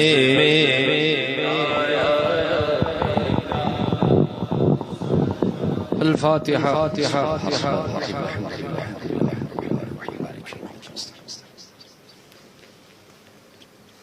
بارگاہ رسول صلی اللہ علیہ وسلم میں مولا خصوصاً اصال ثواب فرما. ننگر حسین اور شیرنی جو بھی مولا سب کو قبول فرما اور اپنی بارگاہ سے بہتر جزا عطا فرما مولا. سب کا ثواب مولا سرکار کے قدموں پر نچھاور ہے مولا قبول فرما. حضور کے صدقے طفیل سے تمام انبیاء و مرسلین جملہ صحابہ کرام جانثاران مصطفیٰ کی بارگاہوں میں اس کا اصال ثواب فرما. صحابیات اعظام تابعین تابعین ائمہ مجتہدین محدثین صالحین کی بارگاہ میں اصال فرما. امام اعظم مالک شافعی امام احمد بن حنبل بالخصوص حضرت نفیسۃ المصریہ کی بارگاہ میں اصال فرما. پیر پیرا میر میرا غوث الاغواس میرا محی الدین سید الشیخ عبد القادر جیلانی سلطان العارفین سیدنا وجدنا احمد الرفاعی احمد البدوی ابراہیم دسوقی شہنشاہ ہندوستان سرکار خواجہ غریب نواز کی بارگاہ میں اس کا اصال ثواب فرما. سرکاروں کے صدقے اور طفیل سے مولا بالخصوص حضرت معروف کرخی رضی اللہ تعالیٰ عنہ کا آج عرس پاک ہے، ان کی بارگاہ میں نظر ہے مولا قبول فرما مولا. حضرت معروف کرخی کے جملہ آبا و اجداد جو ایمان پر گزرے، آپ کی جملہ آل و اولاد، آپ کے جملہ خلفاء مریدین منتسبین کی بارگاہوں میں اصال فرما. بالخصوص تمام اولیاء ممبئی کی بارگاہوں میں درجہ بدرجہ اس کا اصال ثواب فرما. بالخصوص اعلیٰ حضرت مفتی اعظم سرکار احسن العلماء سید العلماء حسامی علیہ الرحمہ نظمی علیہ الرحمہ حاجی صاحب علیہ الرحمہ حضور گلزار شاہ علیہ الرحمہ کی بارگاہ میں خصوصاً اس کا اصال ثواب فرما. حضرت یوسف شاہ رفاعی کی بارگاہ میں خصوصاً اس کا اصال ثواب فرما. سرکاروں کے صدقے طفیل سے سلسلے قادریہ سہروردیہ نقشبندیہ چشتیہ رفاعیہ برکاتیہ اشرفیہ آزادم تعیدم تمام امت مسلمہ مرحومہ امت محمدیہ، ہم تمام حاضرین جتنے لوگ مولا اس جلسے کی سماعت کر رہے ہیں، ذکر حسین عظمت صحابہ کو سن رہے ہیں، سبوں کے آبا و اجداد مولا جو دنیا سے رخصت ہو گئے ایمان کی حالت پر مولا ان کی روحوں کو اس کا اصال ثواب فرما. خصوصیت کے ساتھ جتنے سامعین ہیں جتنے حاضرین ہیں امام حسین اور کربلا والوں کا صدقہ سبوں کو عطا فرما. صحابہ کرام کے عشق کی خیرات سبوں کو عطا فرما. صحابہ کرام جیسا عشق ہم گنہگاروں کو ہماری آل و اولاد کو عطا فرما. صحابہ کرام کے صدقے طفیل سے ہمیں دارین کی سعادتیں عطا فرما. شیاطین کے شر سے بچا، ساحرین کے سحر سے بچا، معاندین کے عناد سے بچا، ماکرین کے مکر سے بچا، مفسدین کے فساد سے بچا، وہابیین کی وہابیت سے بچا، رافضیوں کی رفض سے بچا اور نیم رافضیوں کے رفض سے بھی مولا محفوظ فرما. ایمان اور عقیدے کی حفاظت فرما. صحابہ کا با ادب بنا، اہل بیت کا با ادب بنا مولا. صحابہ اور اہل بیت کی ذرہ بھر بھی بے ادبی سے ہمیں محفوظ فرما مولا. ہماری نسلوں کو محفوظ فرما مولا. سرکار کے صدقے طفیل سے مولا جتنے لوگ یہاں پر آئے ہیں جماعت رضا مصطفیٰ کے جن کارکنوں نے اس محفل کو سجانے میں دامے درمے قدمے قلم سخن حصہ لیا ہے، اہل خانہ جو جد و جہد کر رہے ہیں ذکر حسین کے لیے مولا کربلا والوں کا صدقہ سبوں کو مولا عطا فرما. ہمارے دروں سے گھروں سے سروں سے مولا بلاؤں کو دور فرما. جو بے اولاد ہے صاحب اولاد کر دے، جو با اولاد ہے نیک اور صالح بنا. یا اللہ میرے گناہوں کو ہم تماموں کے گناہ صغائر کبائر کو معاف فرما مولا. مولا امام حسین اور سید کائنات کی شفاعت ہم گنہگاروں کو عطا فرما مولا. سرکار کے صدقے اور طفیل سے مولا پرویز عالم علیل ہے مولا شفاء کامل و عاجل صحت اور تندرستی عطا فرما. والدین کریمین کو شفاء کامل اور عاجل عطا فرما. کاروبار کو لے کر کچھ لوگ پریشان ہیں، روزیوں کو کچھ لوگ لے کر پریشان ہیں، بارے قرض میں کچھ لوگ ڈوبے ہوئے ہیں. کربلا والوں کا صدقہ مولا سبوں کے مقاصد خیر کی براری فرما دے. پریشان حالوں کی پریشانی کو مولا دور فرما دے مولا. کورونا کی بلا وبا جو بھی تیری مخلوق ہے مولا عالم اسلام کو بالخصوص اور بالعموم ہندوستان کو امن و امان عطا فرما. مولا بیت المقدس کی حفاظت فرما. مولا دیار عرب میں جتنے مومن و مومنات پریشان حال ہے غزہ کے مسلمانوں کی مولا مدد فرما، دستگیری فرما. مولا اہل سنت کو مولا آپس میں شیر اور شکر بنا دے مولا. کلمہ اتحاد ہم تماموں میں پیدا فرما. ہم تماموں کو مسلک اعلیٰ حضرت کے پرچم تلے کام کرنے کی مولا سعادتیں اور خدمتیں کرنے کی توفیق عطا فرما. مولا سرکار کے صدقے طفیل سے جماعت رضا مصطفیٰ کو جس کی قیادت حضور قائد ملت مدد فرما رہے ہیں ان کے بھی عمر و اقبال میں درازیاں عطا فرما، اور جماعت مصطفیٰ سے، جماعت رضا مصطفیٰ سے مولا، اور ہم گنہگاروں سے تو وہ کام لے کہ ہماری بخشش کا قیامت میں ذریعہ بن جائے۔ بحق انا فتحنا لک فتحا مبینا وبحق لخمسۃ نطفی بها حر الوباء الحاتمہ المصطفیٰ والمرتضی وابناہما والفاطمہ وبحق طٰہٰ و یاسین وبحق سیدنا محمد وعطرتہ الطاہرین، سرکار کے صدقے طفیل سے مولا حسین کے نانا کا صدقہ ہم گنہگاروں کو عطا فرما مولا، ہمارا خاتمہ ایمان پر فرما، ہمارا خاتمہ ایمان پر فرما مولا۔ آن لائن جتنے احباب پروگرام کو سن رہے ہیں ان کی نیک جائز دعاؤں کو، تمناؤں کو، حاجتوں کو مولا سیدہ فاطمہ الزہرا کے طفیل مولا مکمل فرما دے مولا، ان کی پریشانیوں کو دور فرما دے مولا، زیادہ سے زیادہ ہمیں مسلک اعلی حضرت کی خدمت کی توفیق عطا فرما مولا، دنیا میں ہمیں کبھی کسی کا محتاج نہ بنا مولا، رزق حلال عطا فرما مولا، رزق حلال اور لقمہ حلال عطا فرما، حرام کی روزی سے ہمیں محفوظ فرما، ہماری ضرورتوں کا تو مولا ہمارا تو حامی اور ناصر بن جا مولا، تو ہی حامی ہے، تو ہی ناصر ہے، تو ہی رزاق ہے، تو ہی وکیل ہے، تو ہی مصطفیٰ کا رب ہے مولا، اپنے محبوبوں کے صدقے طفیل سے، کربلا والوں کے صدقے طفیل سے مولا ہماری دعاؤں کو قبول فرما۔